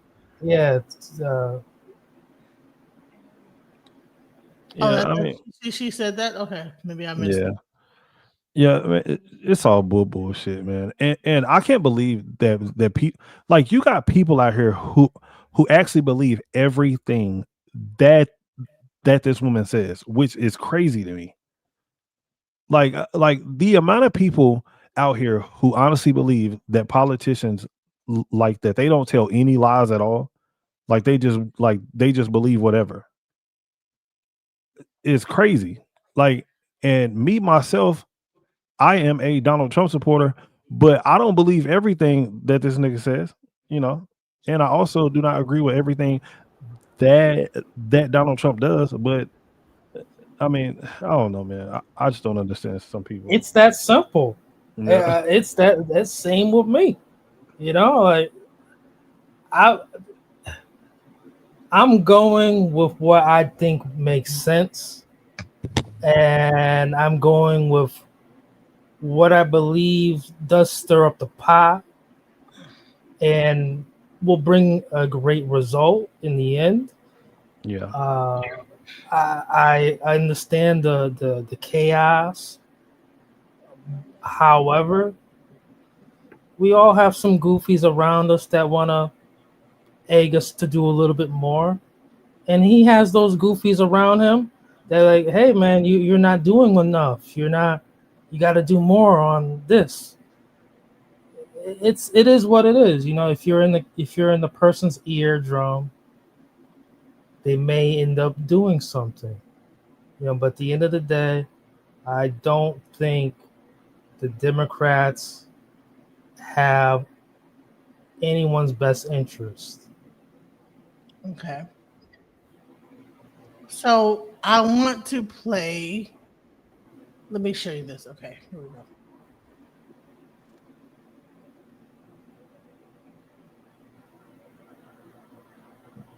Maybe I'll go. Maybe I won't even be invited because it won't be during my term. I would say if we're a Democrat, I might not be invited. They don't love me exactly too much. And then when this happened, now all of a sudden they got all three. But you know what's the most important? 250 years is the most important, above World Cup, above Olympic. So we got them all coming. We came up with the answer, didn't we? We came up with the way to knock them out, and we were knocking them out so fast they didn't know what to do. It was really the end once we discovered the secret through some brilliant minds. A lot of them are descendants of the people here right now. In every era of conflict, the Navy has never failed to hunt, kill, and to win. Never failed. Never failed. In World War II, Admiral Bull Halsey's motto, hit hard, hit fast, hit often. And that is exactly what the sailors do. One of those warriors was Submarine Commander Eugene Fluke, who sent more Japanese tonnage to the ocean floor than any other man in history. I don't like to talk about it too much now. what they did, they hit every single target they hit. And just in case, we shot 30 Tomahawks out of a submarine. Every one of them hit too. So I would say Iran was not particularly thrilled. They were going to have a nuclear weapon within a month. And now they can start the operation all over again, but I hope they don't, because we'll have to take care of that too if they do. I let them know that you want to do that, it's fine, but we're going to take care of that, and we're not going to wait so long. It's husbands. I don't know what's going on with their husbands. I assume, do they still love you, the husbands? Yes, good. But I want to thank you. 151, they've been following me since 2016, and you look even better now than you did then. But I want to thank you very much. It's a really group. They love our country. They like Trump, but you know what they really do? They love our country. And we have the right policy, right? We have policy. We don't want crime. We don't want men playing in women's sports. We don't want transgender for everybody. We don't want to have millions of people come into our country from jails, from prisons, from mental institutions and insane asylums, drug dealers, murderers. 11,788 murderers were allowed to come into our country. A lot of them are gone. And by the way, Washington, D.C. is a safe place right now. It went from one of the most dangerous cities in our country, can you believe that, to probably the safest, among the safest in our country. Nobody's being hit anymore. It's very safe. And I want to thank you. A lot of the people here have helped. A lot of the people in the audience are people that have straightened them out. It took 12 days. Think of that. Now we're in Memphis. We're doing the same thing in Memphis. And we're going to Chicago. You know, we have a governor that thinks it's wonderful when 50 people in a short period of time were murdered in Chicago. Over 200 people were hit. And so we send in the National Guard. You know what? We send in what's ever necessary. People don't care. They don't want crime in their cities. Secretary of the Navy and Pete Hegseth, we're going to be building lots of ships and doing a lot of things that you haven't seen happen for up. And I figured we have 92% of the frontage. I say, how come we call it the Gulf of Mexico? I mean, I wouldn't say that Mexico is thrilled with me, but what are you going to do? It's the Gulf of America. And I love it now. I was watching the other night a report, and they said very routinely, in the Gulf of America, this is, they just went on to talk about it. They didn't do it with a smirk or a smile. They didn't say, in the Gulf of America. No, it's called the Gulf of America now, and nobody's playing games with it. We got sued by the Associated Press, and they lost. In fact, the judge was so good, he said, he's calling it the Gulf of America. He's got all the approvals. You have to do that, too, to the very liberal Associated Press. They got thrown out of court. In fact, they're almost not allowed to cover me anymore because of that. It was a big hit. So I'm very proud of that. Under our leadership, the spirit of the American forces is soaring like it has never soared before. I think right now we have more spirit than we've ever had before. After years of recruiting shortages, we couldn't get guys or gals to become sellers. 1 year ago, they didn't want to be a seller. Although I must say, once I said we're going to run, a lot of people, it made it better. But let's go back 2 years, and it was even worse. Because there was no hope. We had this horrible, horrible president who had no clue what the hell was happening. The chances of him walking down those stairs successfully were not good. And I have to be careful because one day I'm going to probably fall. No, the North Carolina women said that will never happen to you. I always say, walk down the steps nice and slow. You ever notice I do nice? I don't have to bop down the stairs. Walk nice and slowly. But we have a waiting list. Think of this. We have a waiting list for people wanting to get into the United States Navy, the Army, Navy, Coast Guard, Marines, Space Force. Oh, we love Space Force. But think of it. We have a waiting list for every branch of government now. And that includes police and firemen. Nobody wanted to be a policeman. Now they want to be a policeman. Now they want to be in the Navy. They want to be in the Air Force so badly. The Marines, the Army, they want to be in all of it. They love Space Force. I love Space Force because I created Space Force. That was my thing. And it's going to turn out to be one of the most important. But 1 year ago, our country was dead. We had a dead country. People say, sir, you shouldn't say that. It's too strict. We had a dead country, and today we have the hottest country anywhere in the world by far. 1 year, think of it. 1 year ago, we were dead. The king of Saudi Arabia said to me, President, 1 year ago, we thought we lost America. We thought it was a dead country. And now you have the hottest country anywhere in the world. He said that. I use this term. And I'm pleased to say that 2025 was the Navy's single best recruiting year ever. Not bad. So you went from those embarrassing headlines of a year ago. Think of it. Nobody wants to go into the Navy. How does that make you feel? Now you have a different problem. You know what the problem is? Everybody wants your job. I like that better, right? Now, but nobody's going to take your job. You were with us when it was not as nice. It wasn't as nice. Those are the people I like the best, too. The people that were with me when it wasn't looking so good, like these ladies from North Carolina, they were with me when it wasn't looking that good. A lot of fake scandals were created, all fake. One of those eager new recruits is 18-year-old Aiden Rollins, a recruit like I'm so proud of. Aiden's father was a sailor, his grandfather was a sailor, and after 4 years of Navy ROTC, it is Aiden's turn to carry on that tradition. First ship, the schooner Hannah, Victory, because that's the other. We have Splendor and we have Victory on gun decks and flight decks. In torpedo rooms and cockpits, they have poured out their blood, sweat, and tears and offered their very lives to defend this land between the seas. They have crossed icy canals, leapt from burning wreckage, plunged into frigid waters, soared into deadly skies, and slashed across the mine-infested bays to claim American victory and to defend the cause of liberty, to defend, quite frankly, the American flag. In every era and every part of this globe, our sailors have fought with courage in their hearts, patriotism in their souls, and salt water in their veins. You have that salt water. Don't let the doctors change it. Keep it, because there's nothing like it. There's no blood like it. And standing before all of you today, I know that whatever our nation is threatened and whenever they need help, whenever duty calls, American sailors will hoist our flag high and they will rally to Admiral Farragut's immortal battle cry, damn the torpedoes, full speed ahead, go, you son of a gun.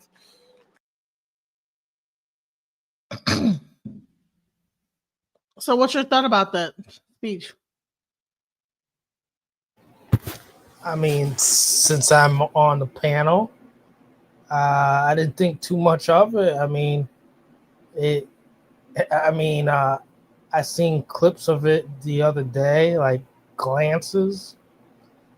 He's not saying anything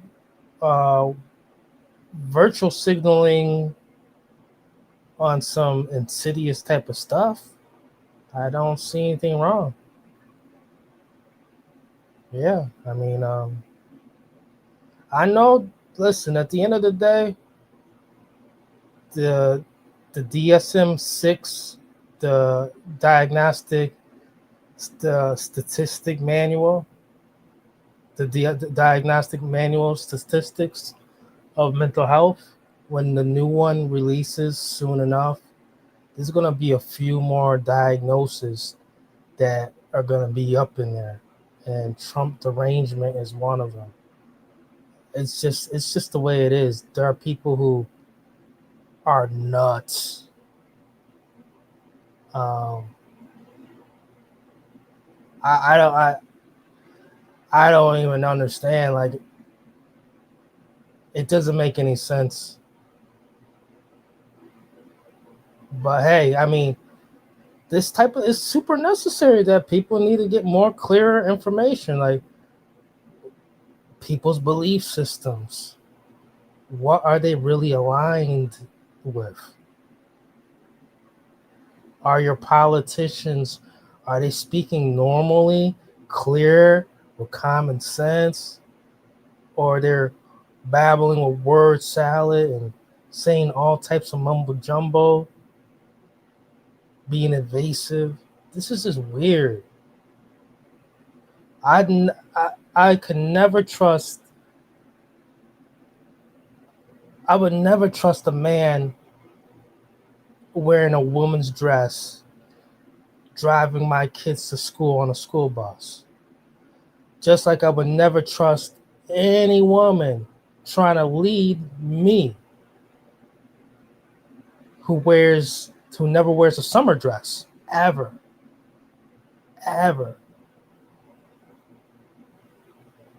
That's just crazy what's going on.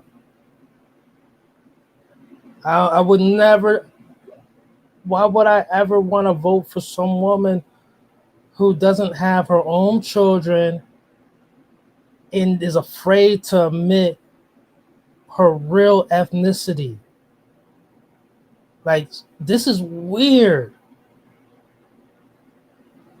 Just weird shit.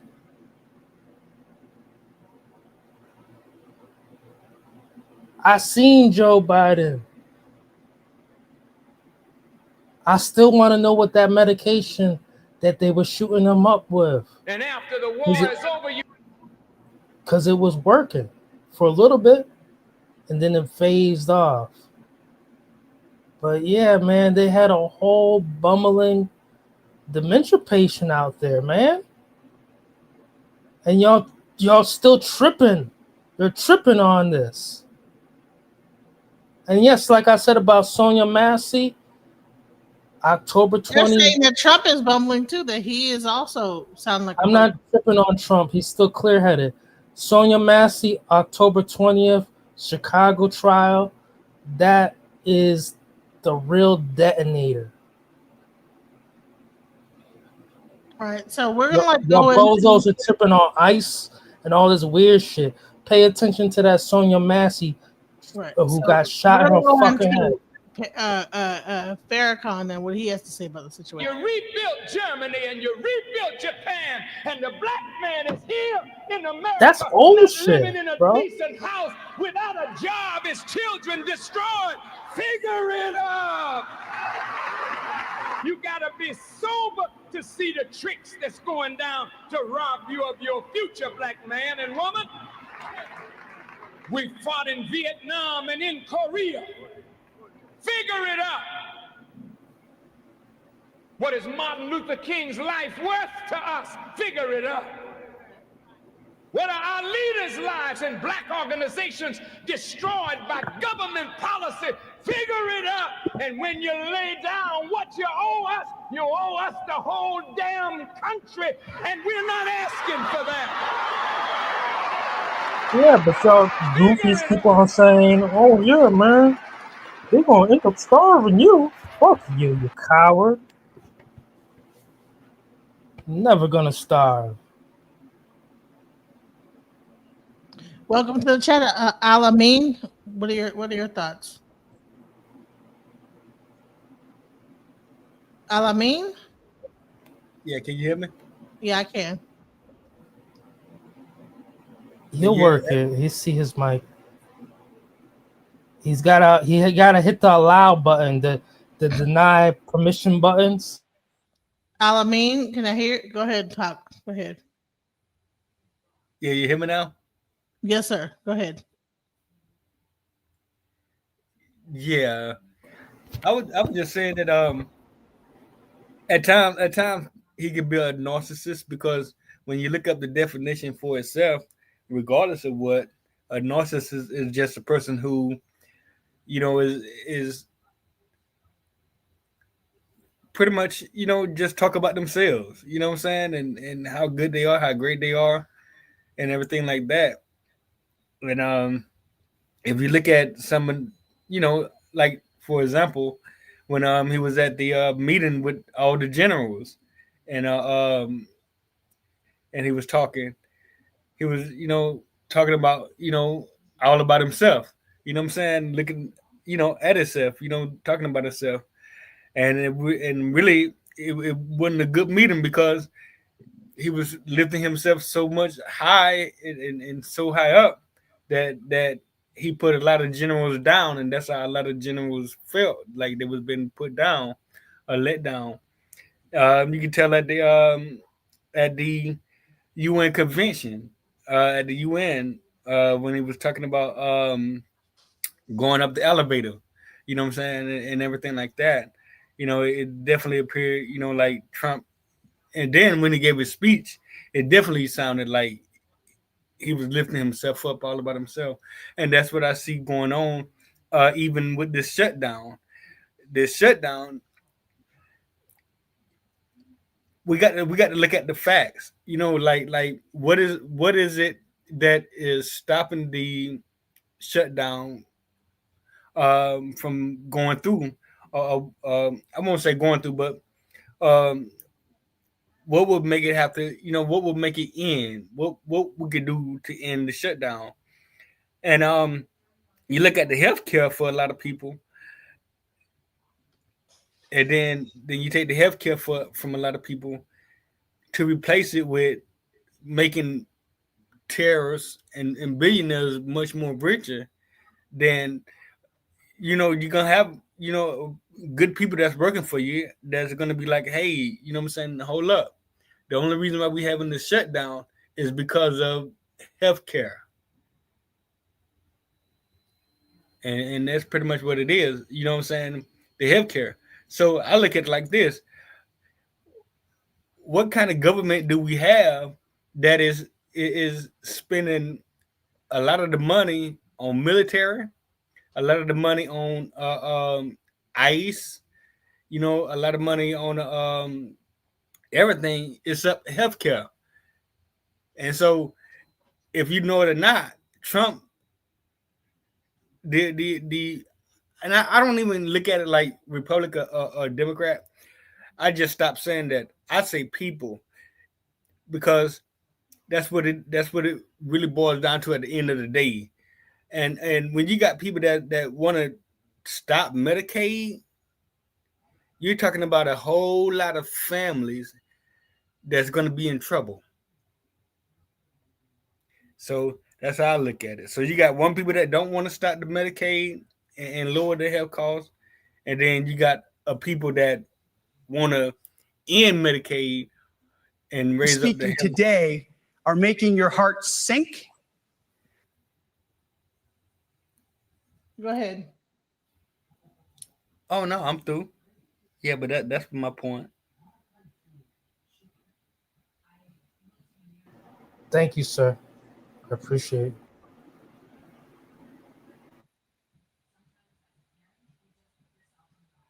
You can leave the room. Of course, there goes your rank, there goes your future. But you just feel nice and loose, okay? Because we're all on the same team. And I was told that, sir, you won't hear a murmur in the room. I said, we got to loosen these guys up a little bit. So you just have a good time. But I want to thank Secretary Hegseth and General Kane, General Raising Kane for the world as the Department of War. I know Pete spoke about it. He gave a great speech, I thought. Great speech.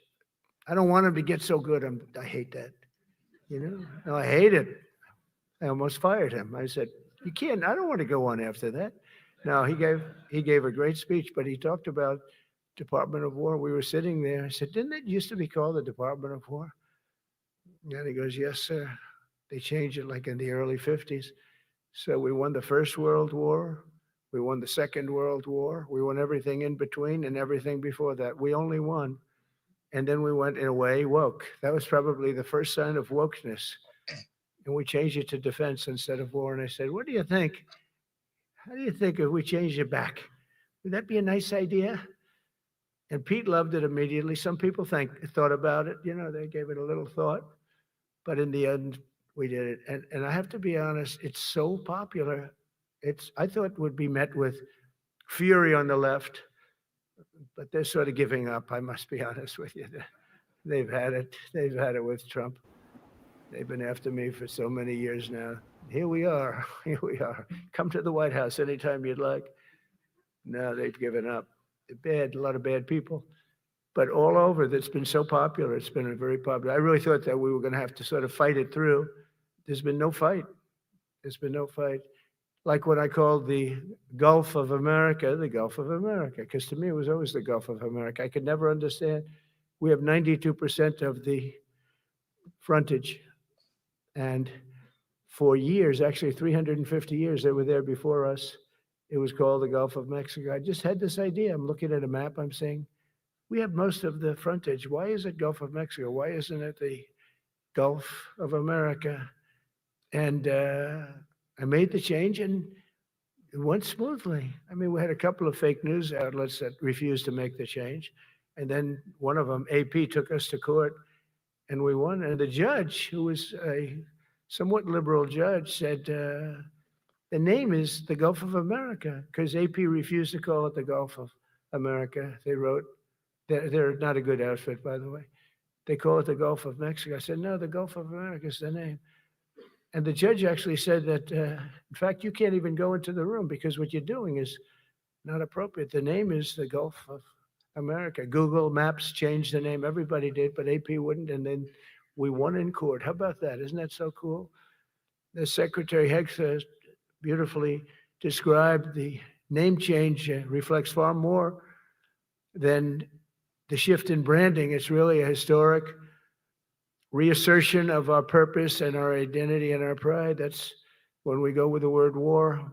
And you know, we want war because we want to have no wars, but you have to be there. And you know, sometimes you have to do it. I have settled so many wars since we're here. We're here almost 9 months, and I've settled 7. And yesterday we might have settled the biggest of them all. Although I don't know, Pakistan, India was very big. Both nuclear powers, I settled that. But yesterday could be the settlement in the Middle East. That hasn't happened for 3,000 years. I said, how long have you been fighting? 3,000 years, sir. That's a long time. But we got it, I think, settled. We'll see. Hamas has to agree. And if they don't, it's going to be very tough on them. But it is what it is. But all of the Arab nations, Muslim nations have agreed. Israel has agreed. It's an amazing thing. It just came together. War is very strange. You know, you never know what's going to happen with war. The easiest one of them all is Putin. I said, number one, it's a war that would have never happened if I were president, if the election weren't rigged. If I were president, that war would have never happened. Not even a little chance. And it didn't happen for 4 years. But I knew Putin very well, and I thought that would be easy because I know him so well. Well, that one turned out to be the hardest of them all. We had some that were not settlable, and they all got settled. So if this works out that we did yesterday with the Middle East, then that's more than a war. That's lots of wars. That's all combined. That's a lot of wars. Many of you were over there in many different capacities in many different countries. That's a big part of the earth. But if that works out, it would be 8+. I'm going to give myself 2 or 3 for that one. And then we just have the one to settle, and we have to settle it up with President Putin. And Zelensky, got to get them together and get it done. But the only way we can do that is through strength. I mean, if we were weak, they wouldn't even take my phone call, but we have extreme strength. We had the horror show in Afghanistan, which is really the reason I think that Putin went in. He saw that horror show by Biden and his team of incompetent people. And that showed, I think it gave him a path in. I wasn't there any longer. I watched that, and it was so horrible. I think it was the most embarrassing day in the history of our country. And now we're back, and that's it. We're not going to have any of that crap happen, I can tell you. That was terrible, so terrible. Together we're reawakening the warrior spirit, and this is a spirit that won and built this nation, and from the cavalry that tamed the Great Plains to the ferocious, unyielding power of Patton Bradley and the great General Douglas MacArthur. These are all great men. In this effort, we're a team, and so my message to you is very simple. I am with you, I support you, and as president, I have your backs 100%. You'll never see me even waver a little bit. It's the way it is. And that includes our great police officers and firemen and all of these people that are doing so well. Together over the next few years, we're going to make our military stronger, tougher, faster, fiercer, and more powerful than it has ever been before. I rebuilt our nuclear, as you probably know. All right, so we have Donald Trump saying he is the greatest president ever. What are your thoughts based on what he said so far? Is he the greatest and best president ever?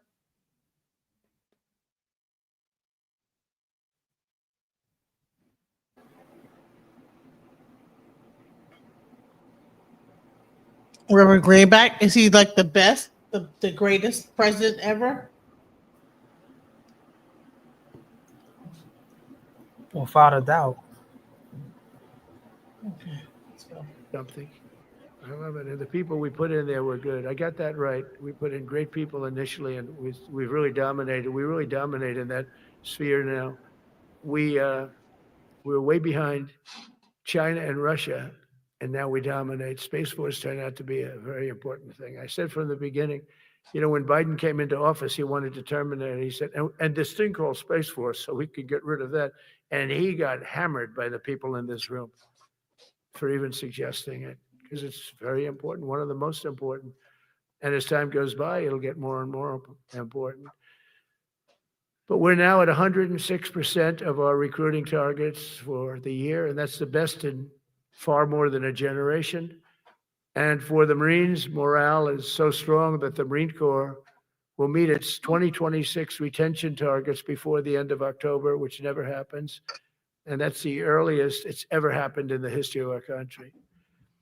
And it makes you feel good, you know. I felt guilty. I'd go make a speech in front of never people like you. You are the leaders, but people, soldiers.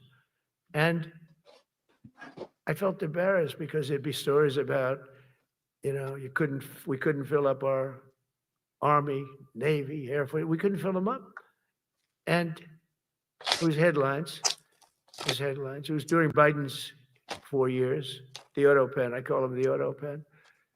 It's how would you like to have your thing signed by an auto pen? You know, when I have a general and I have to sign for a general because we have beautiful paper, the gorgeous paper, I said throw a little more gold on it. They deserve it. I want the A paper, not the D paper. We used to sign a piece of garbage. I said, this man's going to be a general, right? Yeah.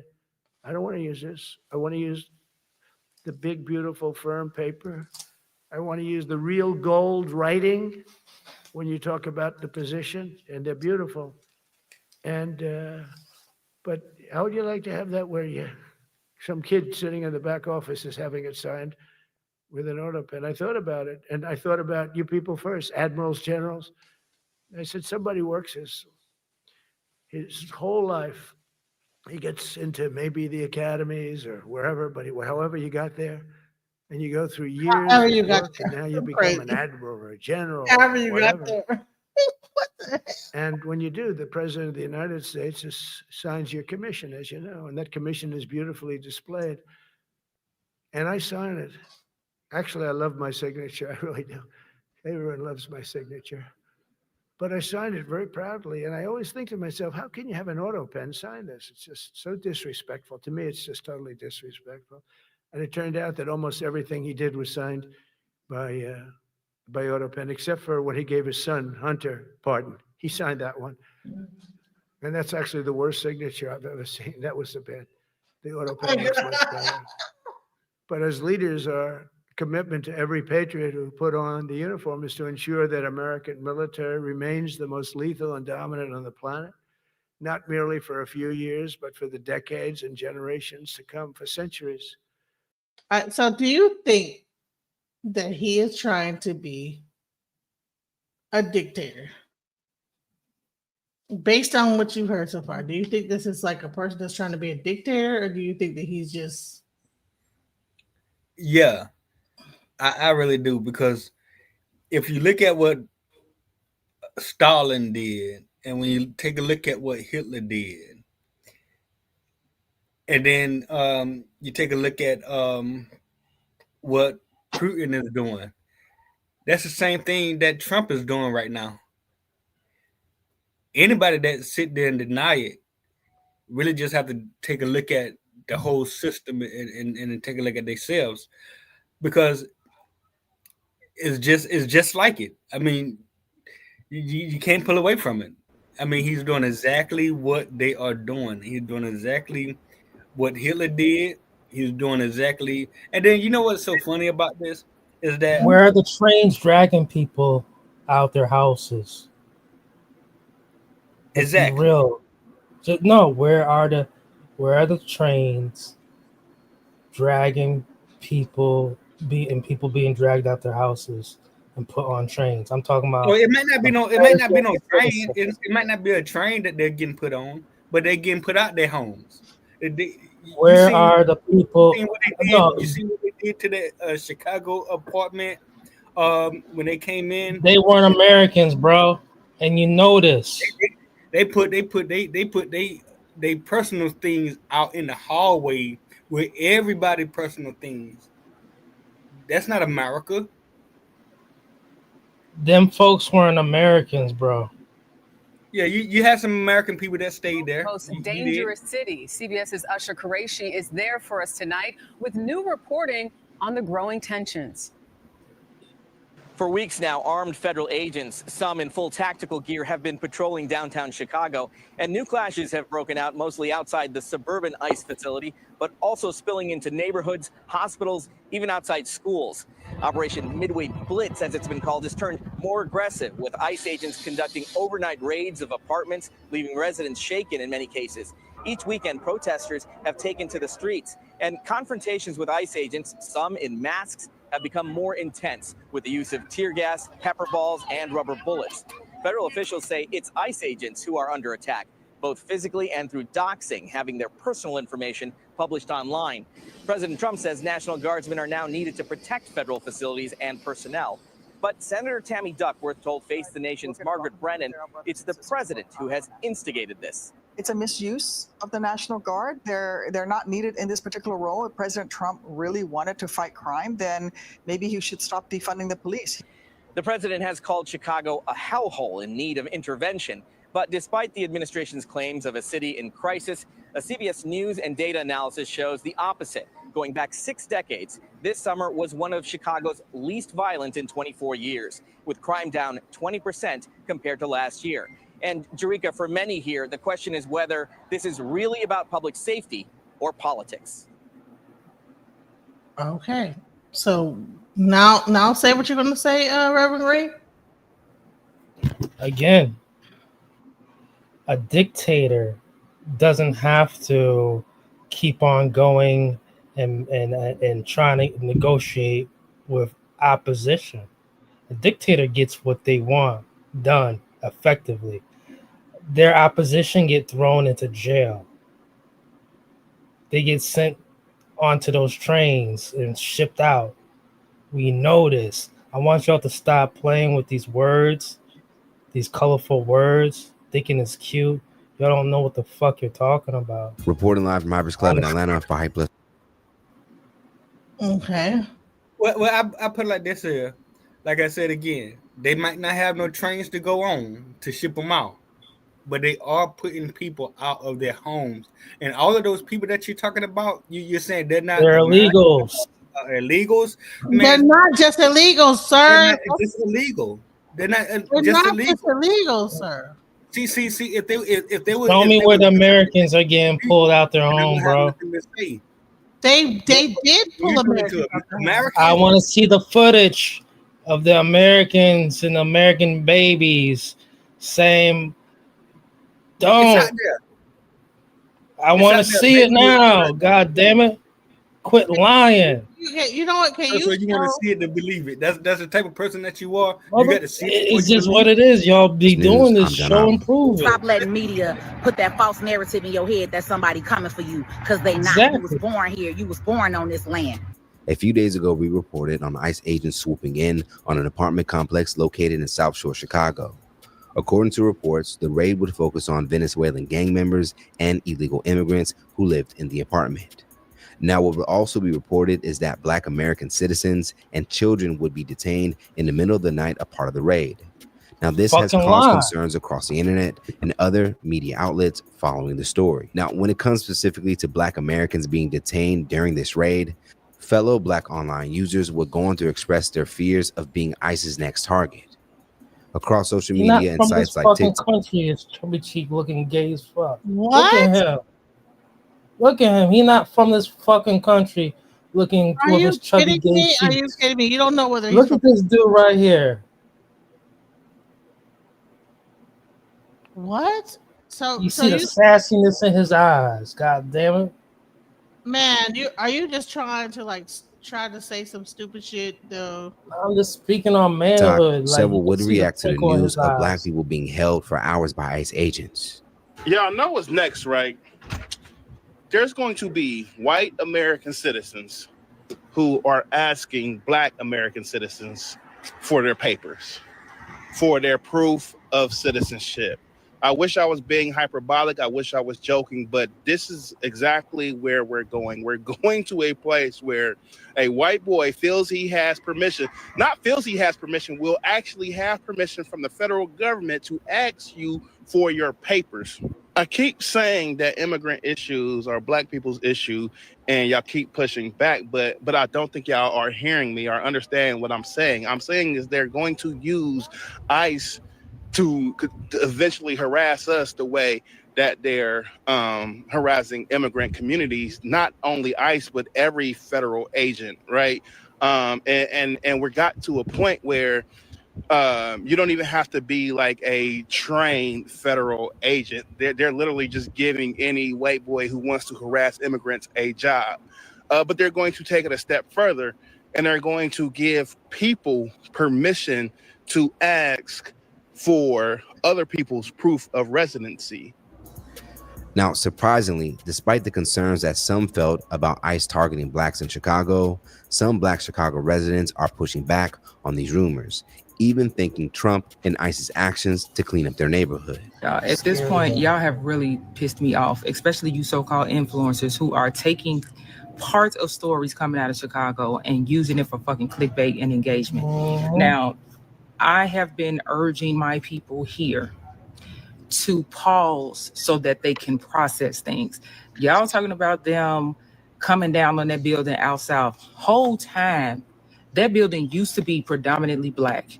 That building was predominantly Venezuelans, okay? There are people from that neighborhood that have been complaining about that building for a year, okay? They showed y'all broken windows and shit that were already there. These are the things that y'all have to stop doing. And this is why I keep telling people here in the city, particularly Black people, pause so you can process. If y'all start responding to shit out of emotion, then you don't know what the fucking play is, Reacting. because you haven't had time to actually think. What people are doing are trying to get a rise out of Black Chicagoans, okay? That was one incident. Then you had the guy out west that had the accident, and they pulled him out, and one of the agents was choking him, and people were recording it, okay? So again, follow-ups to all of these things, never. Nobody ever comes back with the follow-up. They talking about, oh, they're arresting Black people in Chicago. All of the Black people that they took from that building on the south side were released. The 37 people that they detained were all Venezuelans who were part of a particular gang. Y'all got to stop doing that shit. Chicago, you need to stop lying and saying, and people on this internet need to stop lying and saying that they're coming for Black people. Yes, there was a building in a Black community that was not majority Black because it had been overran by illegal gang bangers. Let's be clear. So why everybody wants. All right, so if that's the case, then Since 2025. Here's the question. If that's the case, then the two people that were saying that there What's was some scary niggas, man? We FBA up in this shit. Damn it, dude, bro. Shut This up. is what If that's the case, are the two people that were the main ones getting the information, were they like actors? Because the two people that were doing interviews during the thing, they were the ones that saying they were bringing out the kids and they were doing it. So were these paid actors? Go ahead, Y'all believe anything. Distractors. That's what they are. Fuck actors. Paid distractors. Okay, Alameen, go ahead. What's your thought? But like I say though, if they are illegal immigrants, I am 100% down with that cause. You know what I'm saying, to get rid of illegal immigrants from, you know what I'm saying, terrorizing the neighborhood. I'm good for that. But see, these people don't have no eyes to see that they are only illegal immigrants. They got eyes to look at everybody. White people, black people, it don't matter. If you in that situation, it's more than illegal immigrants that they are detaining. Think about it. Matter of fact, go look at other news stations and go look at other outlets where white people have also been sent to ICE facilities. Thank you. Black people were sent to ICE facilities. You see what I'm saying? So that's what I'm saying.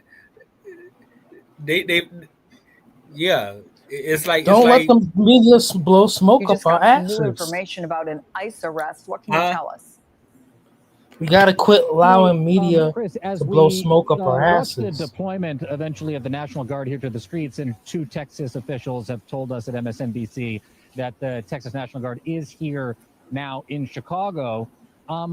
The immigration enforcement on a large scale by the Trump administration continues, even with those militarized federal agents on the streets of Chicago. And we just arrived here in the Cicero neighborhood, the suburb west of Chicago, where one of those immigration enforcement actions has taken place. We've obtained some video exclusively, literally arrived on the scene about 20 minutes after this took place. What you're looking at on the left-hand side of your screen is federal agents dressed in tactical gear showing up outside a bakery called Le Baguette and arresting 2 men, one named Mario, one named Daniel. And the reason I want to show you this is that these are the scenes that are playing out every single day here in Chicago. And when I say the scenes, I mean against sort of the narrative that this administration has had about these being the worst of the worst.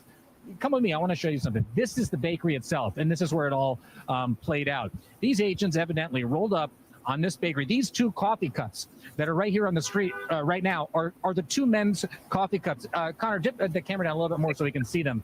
That were left here on the side of the road after they were snatched by these immigration agents. And I want to tell you a little bit more about the people who were taken. And let me get Rosie, who actually was a witness to this playing out earlier today. Come on out, Rosie. So Rosie, hey, fucking staged. I've seen it. Jacob. We're live on This is MSNBC. old. Rosie, you were a witness to This what's from like months ago. Mario and Daniel, or just Mario? Mario. Tell me about. Well, first let me ask you. The president says he's going after the worst of the worst. So you're saying this from months ago? Hell yeah. Not 9 hours ago? That shit from fucking months ago. I don't give a fuck what this shit look reused, re-old. It looks staged though. If I'm wrong, hey, if I'm wrong, I'm wrong about that. No, it looked familiar. And this It is looked familiar. It looked familiar. I could be very wrong. However, the way he called her out, that shit staged right there. Come on out, Maria. You're the next one on. The Price is Right. That probably might be staged, that part of come on out, but you know, fuck the that bottom shit. line is that he probably said, listen, I'm gonna call you out, and then but is her story staged? Let's go. First, he came.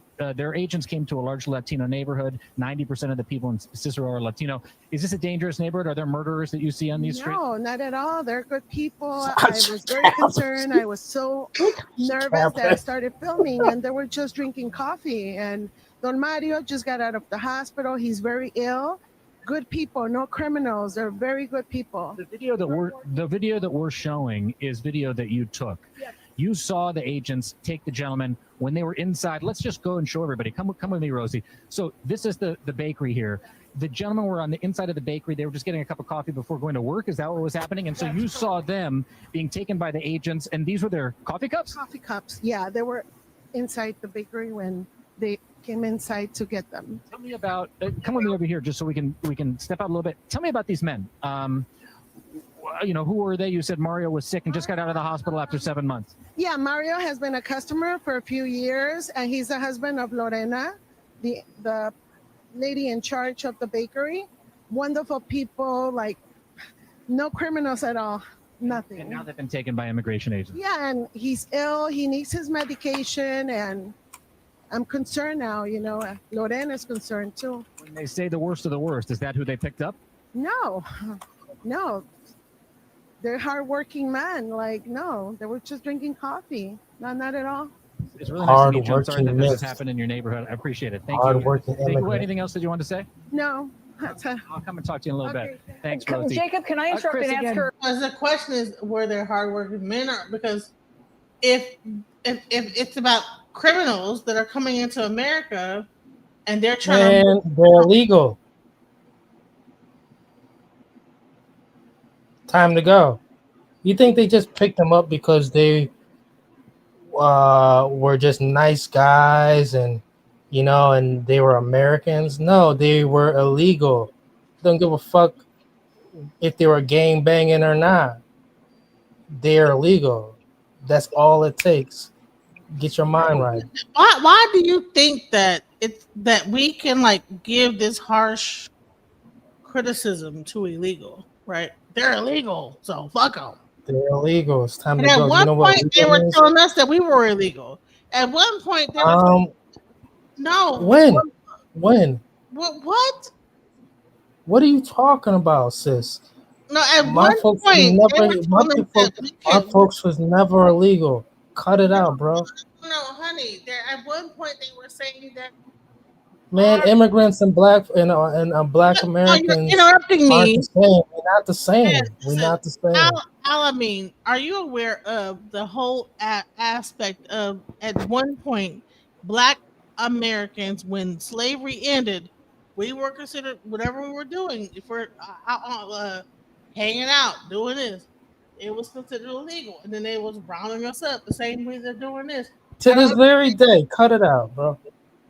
What? Stop it. To this very day, now stop it.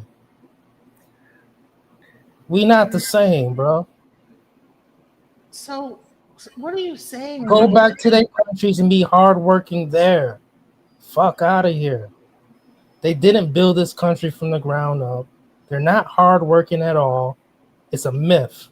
Go back home and be hardworking with that myth. Bullshit. It's common sense, 2025, golden age. Alameen, what do you think about what he's saying? Can you give me your?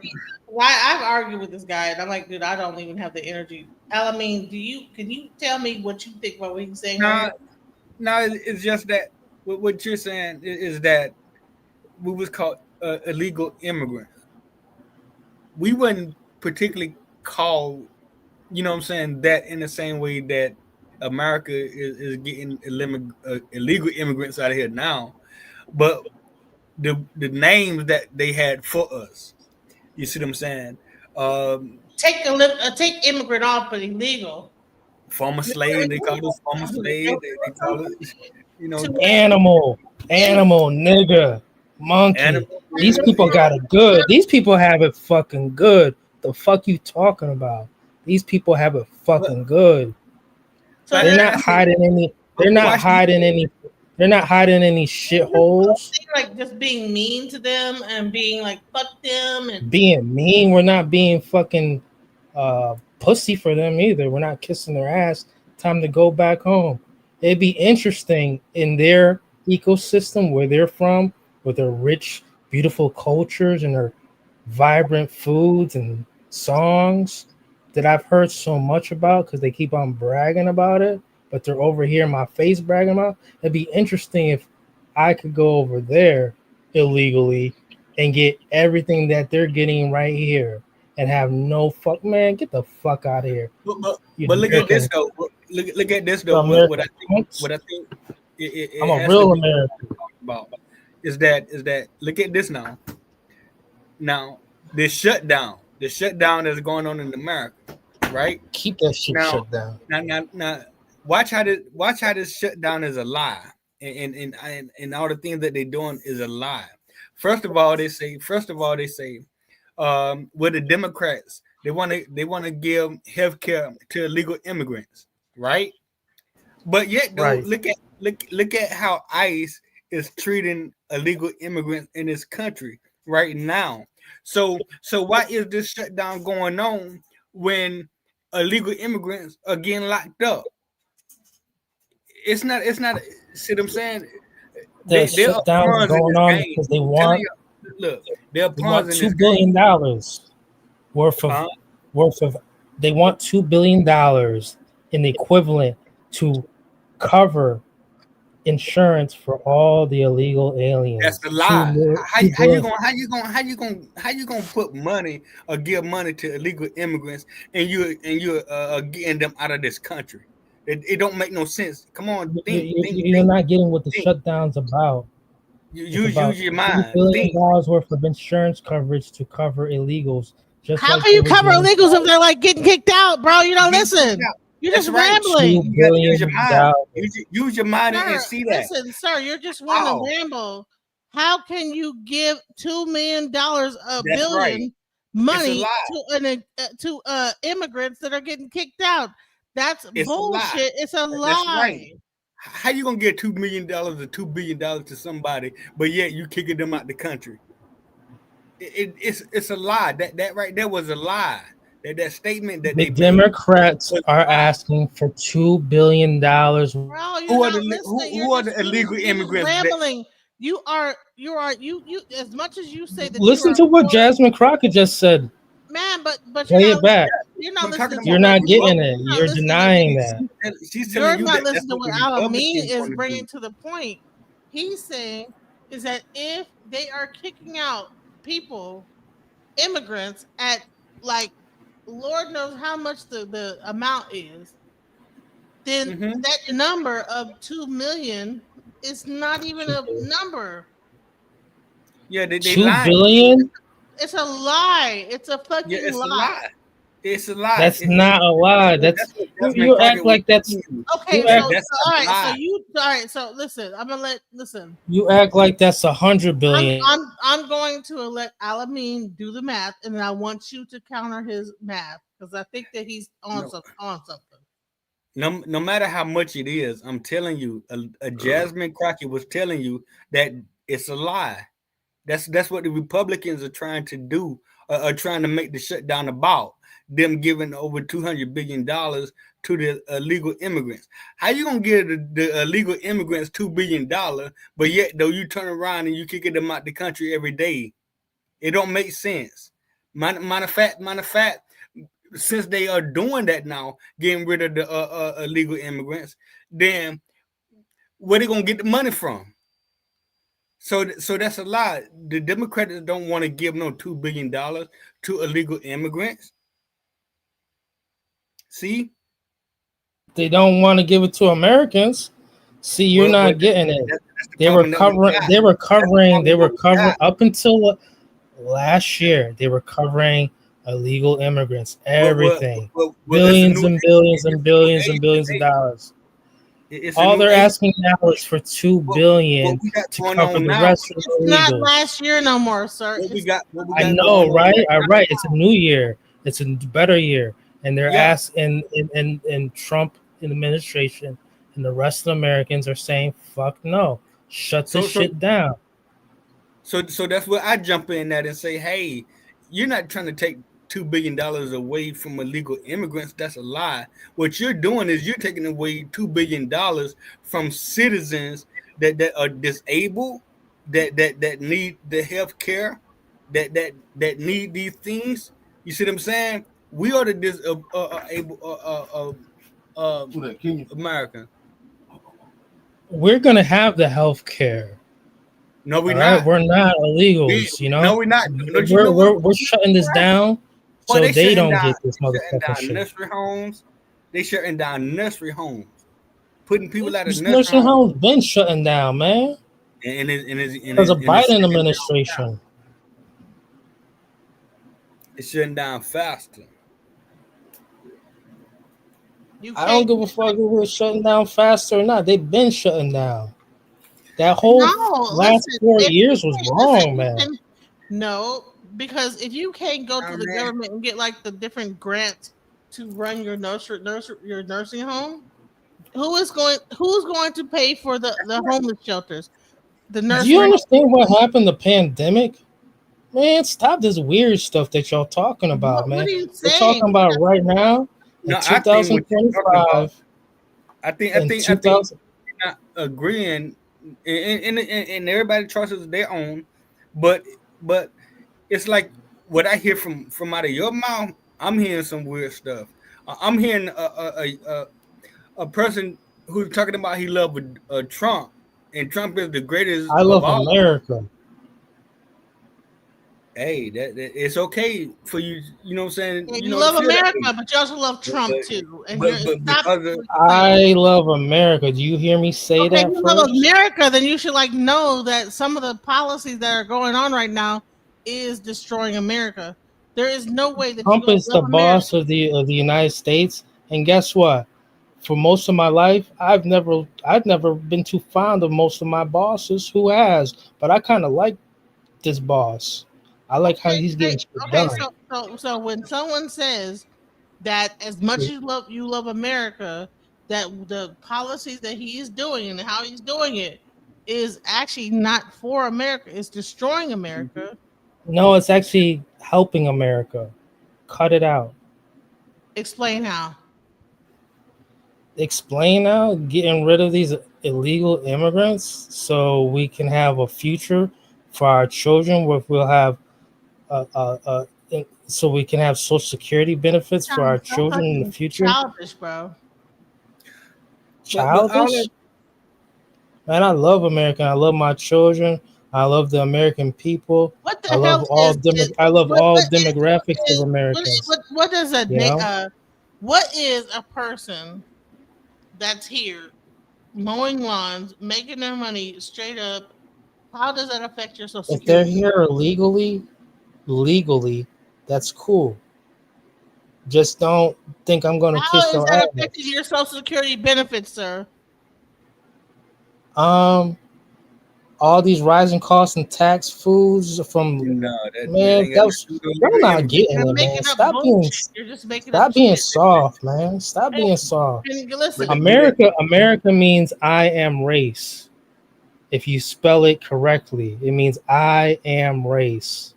Look at all the letters. It spells out I am race. This is a competitive corporation.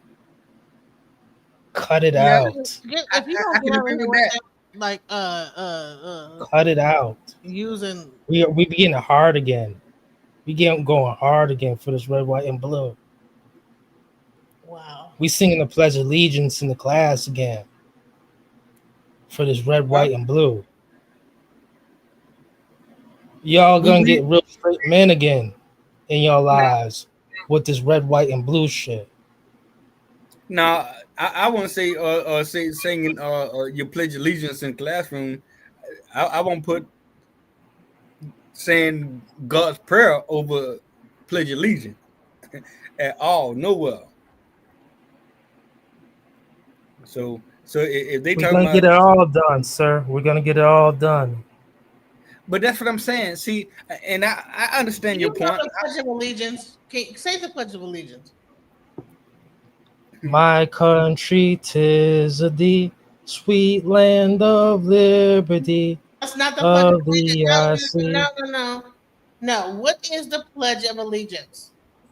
Not the fucking song of My Country, 'Tis a Thee. What is That- the Pledge of Allegiance? Tell me what the That is the Pledge of Allegiance. is not the that is No, not. you're talking about I pledge allegiance to America. You sing the Star Spangled Banners. You weird. That's the first gang banging song. You weird. You don't know the difference? Cut it out. You say you a soldier. You not no damn soldier. You don't know the Pledge of Allegiance to our flag, the United States of America, from which it stands. Oh no, See, y'all suckers. Y'all suckers. Y'all don't know. We gonna do it all. We gonna do it all. We bringing all the things back. Stands one nation of a God, under God, and Indivisible, indivisible, with liberty and justice for all. It's been a while for you. But here's congratulations. you're just saying that It's been wow. You just blue saying my bleeding country Democrat. physically though.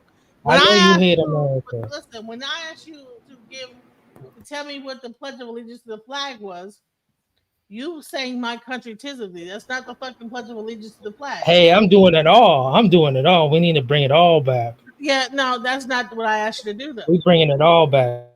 That's not what I asked you to do though. Bringing it school dances back. We You don't even know what the fuck you're talking about, bro. pretty ladies on the wall, handsome fellas on the wall. We gonna get down and we gonna get busy again, dancing with one another. Yes, we are. We gonna make this country healthy again. We gonna make And this I see country it. good again. I see what I mean. I hear you. You are the new age black man in America. Nah, Because- I'm old headed. I'm getting old. I'm from the 1900s, baby.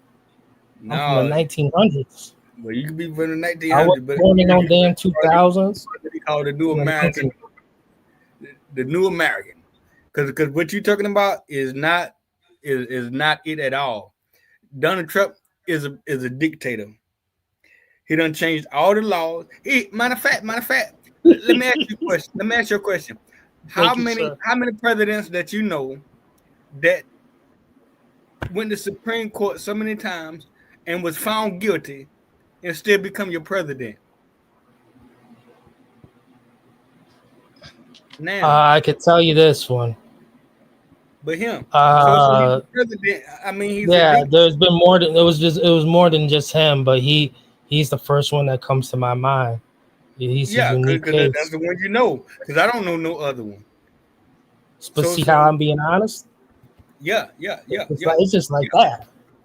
Yeah, but It's that's what I'm hard for telling your you. Democrats to be honest. But it's not about Democrat or Republic. I'm trying to get that out Man, your who mind. you vote for then? I'm talking Who about did you people. vote for? It's what Who people did you is vote doing. for? You vote for Nobody. Kamala? You don't vote for the list of the two evils. You So I voted didn't for vote Kamala. for nobody. I say my power to vote, not to vote. So essentially you voted for Trump then. No, for nobody.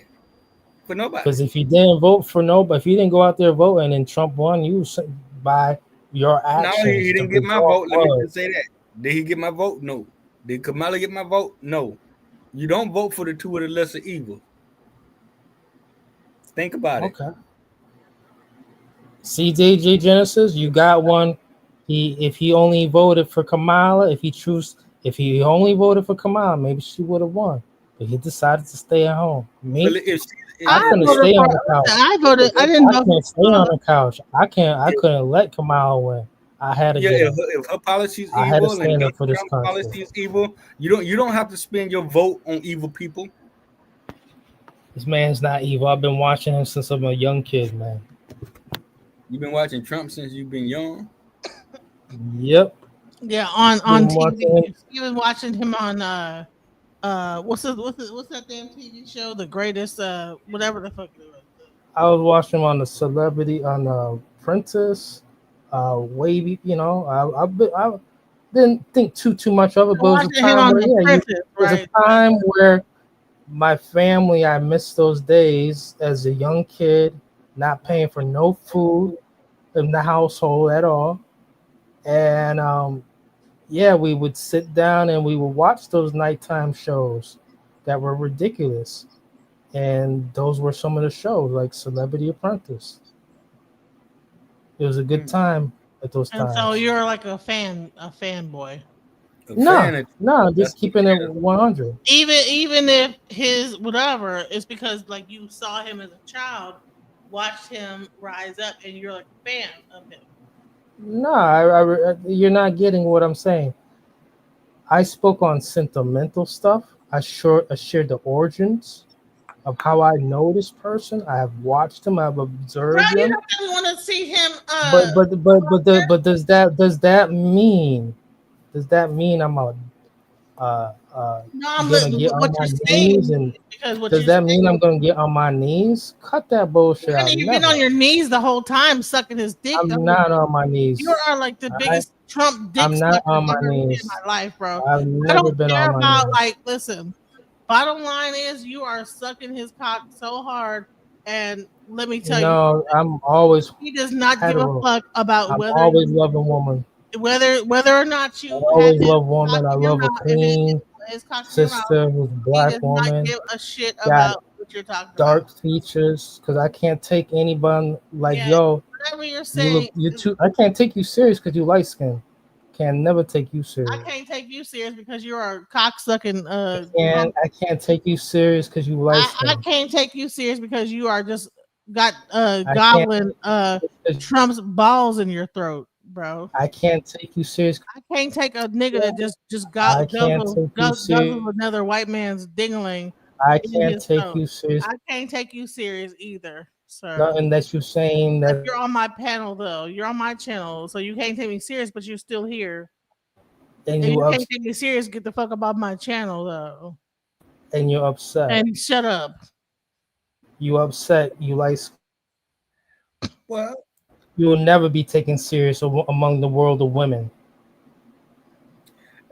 no, I wouldn't say that, but I do I understand. just told her she will never be taken serious. So where your women sisters at right now to jump on board with you?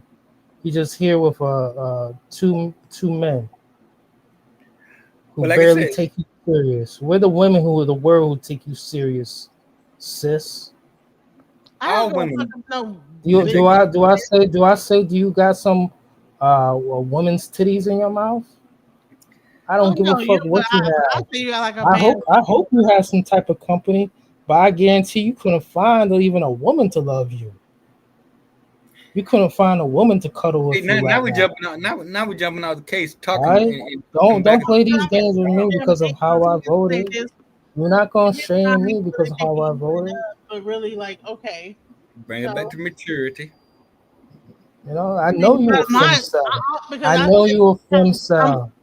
I know you're a femcel. all because I said that he has Trump's dangling in his mouth. I know He's you're a over here like fucking like loving Trump so You're a goddamn much. femcel. And bottom line is that's weird. Right now, you'd be dying just to have some female company, someone to cuddle up with. You're so hard up, sis. You're such an incel, sis. I guess I'm an incel. It's so dry down there, sis. It's so bushy down there, sis. Ain't nobody taking you shopping for no Vic. Down there. Ain't nobody taking you shopping for no Victoria's Secrets. Nothing. Honey, I don't want Victoria. No gift cards. Cut it out. Stop being hateful. Honey, Hey, ain't you nobody gotta- buying you nothing, nigga. What the fuck are you talking about? Like, See how I don't even have to call you out by who you are. I'm just telling you by your credibility. All right? I could never see you dominant in my life. You're not a dominant factor in your own life. You're scary. okay. Sisters, pull up. Pull up. All right. Sisters also say shut the fuck up and get the fuck up off my panel talking that bullshit. You know that I've been letting him talk. I said, you know what? I'm gonna let him talk and ramble, but rabble. Shut up. See, here's the thing. People like him, you know, he wants to suck Trump's ball sack and talk about how he loved Trump so goddamn much. And then he thinks that by trying to put me down, that he's doing something. And really, it does not, you're not doing anything, sir. What I just told you. I told you that's that new age mega. Or whatever Trump gonna call this. MAGA, nigga. It's nigga, MAGA, nigga, whatever the hell it is. Exactly. He think he really doing something by like, so let me tell you who you are. If you don't get your motherfucking ass out of here. Exactly. Cause he got way off the subject.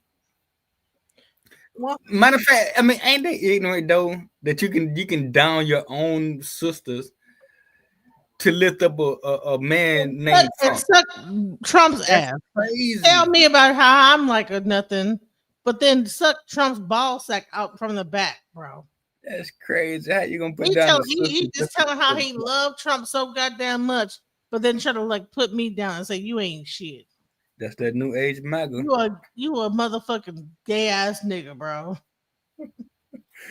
Fuck out of here. Yeah. And the thing is that he don't think that I'm like, bro, I've just been allowing you to speak. I don't have to like let you talk, bro. Mm-mm. He's still here. He's still there. Just rambling. Probably still talking in the background.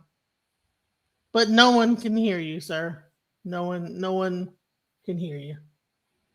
They all resort to claiming VJJ.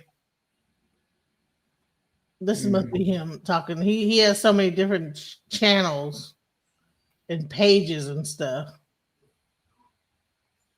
No one cares, bro. What are you saying now? You like my voice? You know it turns you on.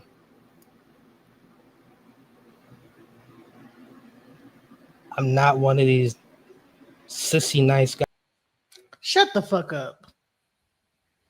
And that's how you just end that bullshit. Okay? Bottom line is that certain guy, because you know what, he was on the other panel with what's his name? Shannon or Sharon, and did the same thing.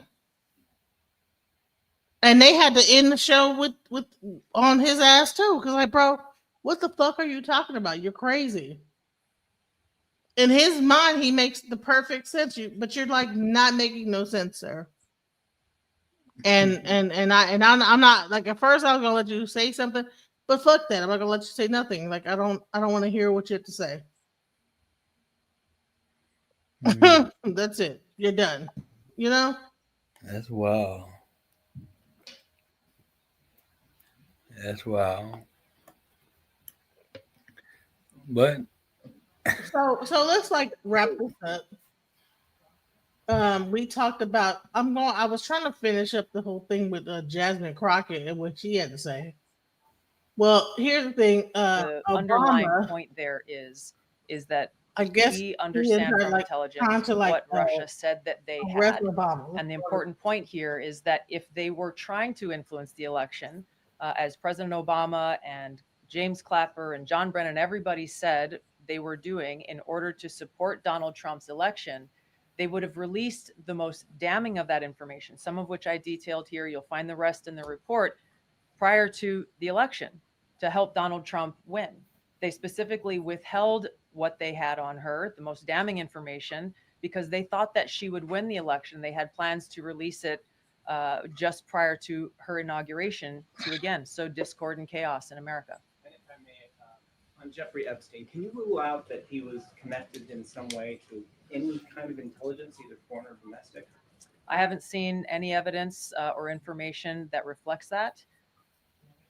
See, they keep wanting to like just divert the Jeffrey Epstein shit. All them niggas was over there.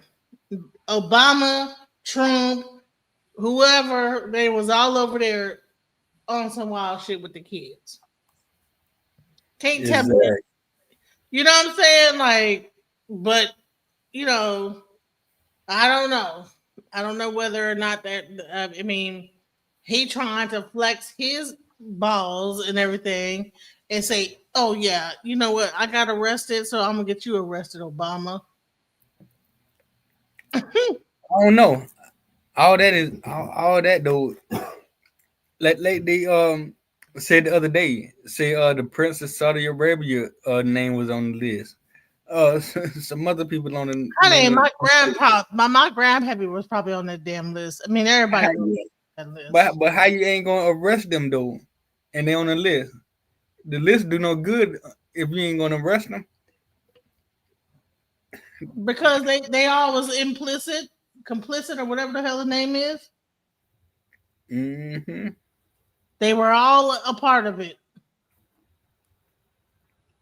Exactly. Yeah, so I mean, my bottom line is that I mean, I get it. I mean, I think this is Ibele. I'm not sure if this is like the same guy as Reverend Greenback, but I'm gonna say this is that like, listen, Ibele, aka Reverend Greenback, there is a way to like have a conversation. If you believe a certain thing, cool. But when you begin to verbally assault me on my own platform, honey, it's not going to ride or slide, sir. And I'm not a person that tries to like flex her muscle and try to like you know, show I have like who you know, whatever. But you don't get to do that over here. That's right. It's a certain level of respect you have to have from me as a content creator. Like, dude, I built my little platform up. You don't get to like come over here and try to run my shit. You don't get over here to like try to like say all kind of wild stuff. If you want to suck Trump from the backside, go ahead, but not over here. I'm not like a Trump lover. I'm not an Obama lover. I'm not like anybody lover. I don't like my platform is not the place to kiss anybody's ass. My platform, we're gonna like talk about all the shit from Trump's side, from whoever's side, Democrat, Republican, and we're gonna like get down to the bottom of it. And if you're so hell bent on loving Trump, well then find a Trump loving platform to get on so you can like sit there and like wave his flag around. But over here, I don't give a fuck about none of that shit. I think it's all bullshit. I think everybody lying. And you not fixing to like tell me that everybody ain't lying. So if you want to hear that Trump is the main guy, go find the platform that's going to suck Trump's asshole. Over here, they all lying. Everybody bullshitting. Exactly. It's all bullshit over here. And all I'm trying to prove it is like, okay, this bullshit right here. It's bullshit right here. All this shit is bullshit. Yeah, call it out. I mean, some good things they might do, some things bad things they might do. You know what I'm saying? I call it like it is. Nobody's side. I'm not on Trump's side. I'm That's not right. on Kamala's side. I'm not on motherfucking Obama's side. It's all bullshit. I'm on the person who do the right thing side. That's right. All these niggas is lying, and they all lied, and they all tell their lie or whatever. And somehow you can like suss out the lie, and sometimes you can't. But am I gonna sit here and suck his dick because he's fucking President Trump and can barely like fucking complete a sentence at a goddamn rally with fucking generals, and you're the fucking commander in chief, and you can't like even assert yourself? And the only thing you can do is like do a bullying tactic. Oh, okay, well, you know, you guys can leave if you want to, but guess what? There goes your pension. There goes your this and that. Exactly. Who the fuck is? And then wonder why everybody's stoic at that point. You say that shit, and then like, why is no one laughing? Why does no one have any thing that shit is like a fucking it's not a president. That shit is like a fucking Austin Powers skit. You know what I'm saying? That shit ain't even like a president. That shit is like on some like a Saturday Night Live skit, bro. Exactly. Just like he doing all that live. Just like why aren't you laughing at me? Why don't you find this hilarious? Yeah, just like all them lives that Trump is telling. Laugh. Laugh right now. You know, just some wild shit, like just sadistic, bro. It is. How he was talking about he gonna bring peace to Russia and Ukraine. It hasn't happened yet. He said he gonna bring peace to Israel and Palestine. It ain't happened yet. That's right. Tell the How you truth. think to bring peace to Russia and Ukraine and can't bring peace to Chicago? I know. Peace to like fucking like Memphis. Shut the fuck Yeah. up, bro. For real. Mm-hmm. The troops are up there. We're gonna do it. We're gonna like whatever. I gotta get the whole National Guard to go into Memphis and get this whole thing under control, bro. No. So you like use the military when they could be out there doing way better shit than like Memphis to attack civilians. We need to like there's a war in our own home front. We need to get all of our military. They called the generals. They hitting they at their posts in all these like volatile areas.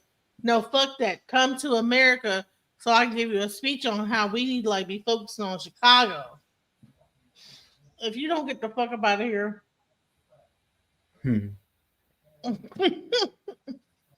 Listen, I'm fixing to wrap this up. I'm sleepy. But that's bullshit. And you know what? Thank you. Give me some like last final words about this whole situation. And we're about to like wrap this up. Last final words I say is watch and pray. Because what Reverend Green sounded like, he sounded like a person that gotta watch, gotta see it before he believe it. And that's how it is. See, when people are woke up like me and you, and we see it and we looking at it and we notice it, and then he got to be the one that, well, I got to see it before I believe it. Man, I'm telling you, them folk finna get left behind. Them folk finna get left behind. He better see. He got to see it before believe it. So get ready to see some things. Get ready to see some things. Honey, he'll be the first one at the army trying like to join. Like a dumbass. I'm telling you. Yeah, he sure I will. want to join the fight. You know what I'm saying? I believe in what you're doing, Trump. Honey, I wouldn't be surprised if the nigga like end up being a goddamn mass shooter. Because there's no way that you could like have that mindset. Like be so like adamant about some shit. That's why you can't even tell who this nigga is. Yeah, and you heard what I said. You've been watching Trump since he been young. He said, "Yeah, I've been watching Trump since I've been young." So that's the problem right there. The problem is you've been watching since you've been young, that you grew, that you have grown. He has grown on you now. That's all that is. But the profile, mass shooter, bro, mass shooter profile. Because there's no way that you have no flaw in anything. And I'm sure, and then he's on like, you know what? Yeah, they deserve everyone, bump them, and it's okay. So that callousness shows that you have no care of life.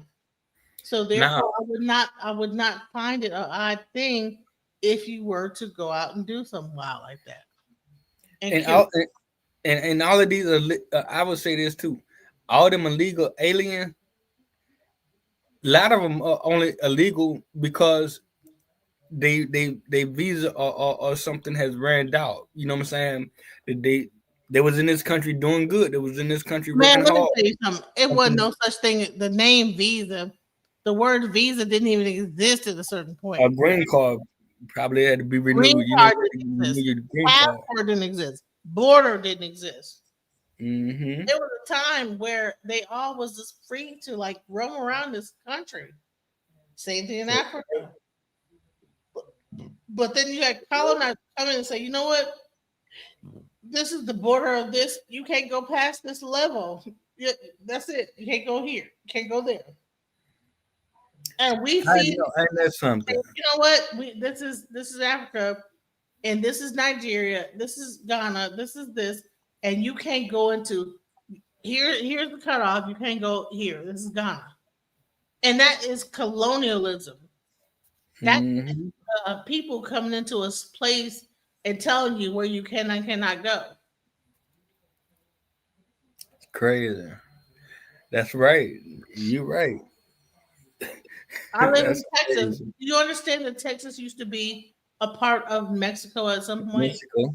Yeah. So how in the hell do I look like trying to like tell a Mexican person that this is that once this used to be their area, and say, you know what? No, you don't deserve to be here. You're against the law. You are trespassing on American soil. Okay, I get it, but at the end of the day, Mexico used to be a black place. It was black, but then the Caucasian came and then took that over. So the same way that we can like sit up here and put our chest out when we're original Black Americans, and everybody needs to like leave our country with our chest pumped out. Honey, they can say the same goddamn thing to us. Yeah. And pump their chest out and say, you know what, this is our country. We have a predetermined destiny to own this country. Even though they ass came from fucking Europe back in like before the 1700s. So for us to like sit up here and like get like this egotistical thing and look down on other races and say, you know what, you're a tether. You don't belong here. All you are doing is you sound like just like the fucking class of people that told us that we were not human. I'm not cool with that. I'm not cool with anyone that will tell a person, oh, you're illegal. What is illegal? Who determines what's illegal when this was at one point their land? And because they lost whatever, they lost it, whatever. Well, you don't deserve to come here. You don't deserve to come over these borders. When at some point their ancestors was able to traverse all of this land. I don't agree with that. Yeah. And then you look at it back in the 1920s or early 1930s.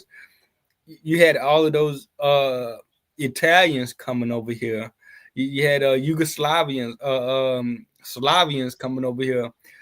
They was never called illegal immigrants. You see what I'm saying? Well, imagine they were to come over here and say, you know what, Mexicans, you guys are illegal. Even though they came over from fucking Italy. Slavic, oh, okay, no, you guys are illegal. And this is my land now. Yeah, the Irish, yeah. What the fuck are we talking about, bro? You can't be that delusional as to like on some like loving the white man so much that you have no disregard for the human race. I know that's right. I see the human race. Because that's what, like you said, get the prisoners out of here. I mean, because I know when Mexican across that border, I know a lot of prisoners came over. But that's the thing. Get rid of the bad apple. Get rid of the bad seeds, but don't get rid of everybody who ain't got nothing to do with, you know what I'm saying, rape or murder or torturing or killing nobody. Why get rid of them? And see that's what Trump is going to find himself in a lot of trouble. A lot of people going to sue America. America going to get sued so many times that America might go broke because of how America is treating the people right now. You know what I'm saying? And then want to blame it on there was immigrants or illegal immigrants. A lot of people, what I was trying to tell Reverend Green was, see, a lot of things you don't know. And I don't know if it because you're young. I don't know if because, you know what I'm saying, you haven't had time to grow up and understand. But it's a lot of people that been snatched out of their home and out of their beds. And they according to America, but their status is legit. Their status is legit. They meaning that they got locked up for nothing. So look at if that happened in America, right? Let's say you me or you, for instance, if that happened in America and police come raid up our house, right? But they entered into the wrong house. They had the wrong house. They had the wrong person. They had the wrong address. We would get some kind of compensation. We can sue. Now you got these folks going out here getting these folks up out their bed or arresting these people, and a lot of them people, a lot of those brothers and sisters, people is good. You know what I'm saying? They was kidnapped, just like how we would say we was kidnapped by the police out of their homes. So everything, you know what I'm saying? They, you know what I'm saying? Everything was right, but they ain't got nobody to sue. I don't get that. I don't get that at all. I don't get that at all. And a lot of people that they picked up and arrested and got, they arrested some innocent men and females out of their home. Talking about they was illegal immigrants. But you'll see though, you'll see all the suits that's coming to America. I'm telling you, America is going to be sued. You're going to see all the suits coming to America. Yep. And there you go. America is going to get hit with a lot of suits. Sure enough. Yeah. All right. So I love this build. Shouts out to you. And we'll probably try to bring you back on. Hit me on my IG, right? It's about down here. My Cash App, my IG, DJ Joseph Detroit. Please continue to support this channel. Much love and peace. Peace. Trying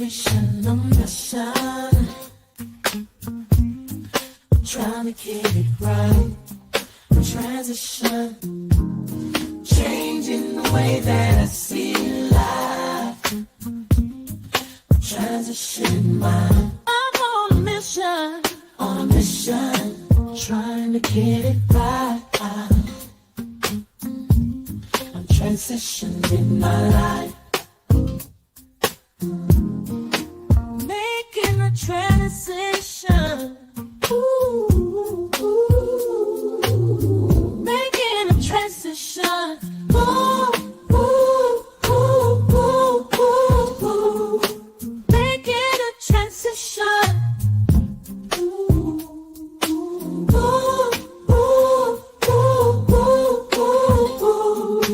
Making a transition.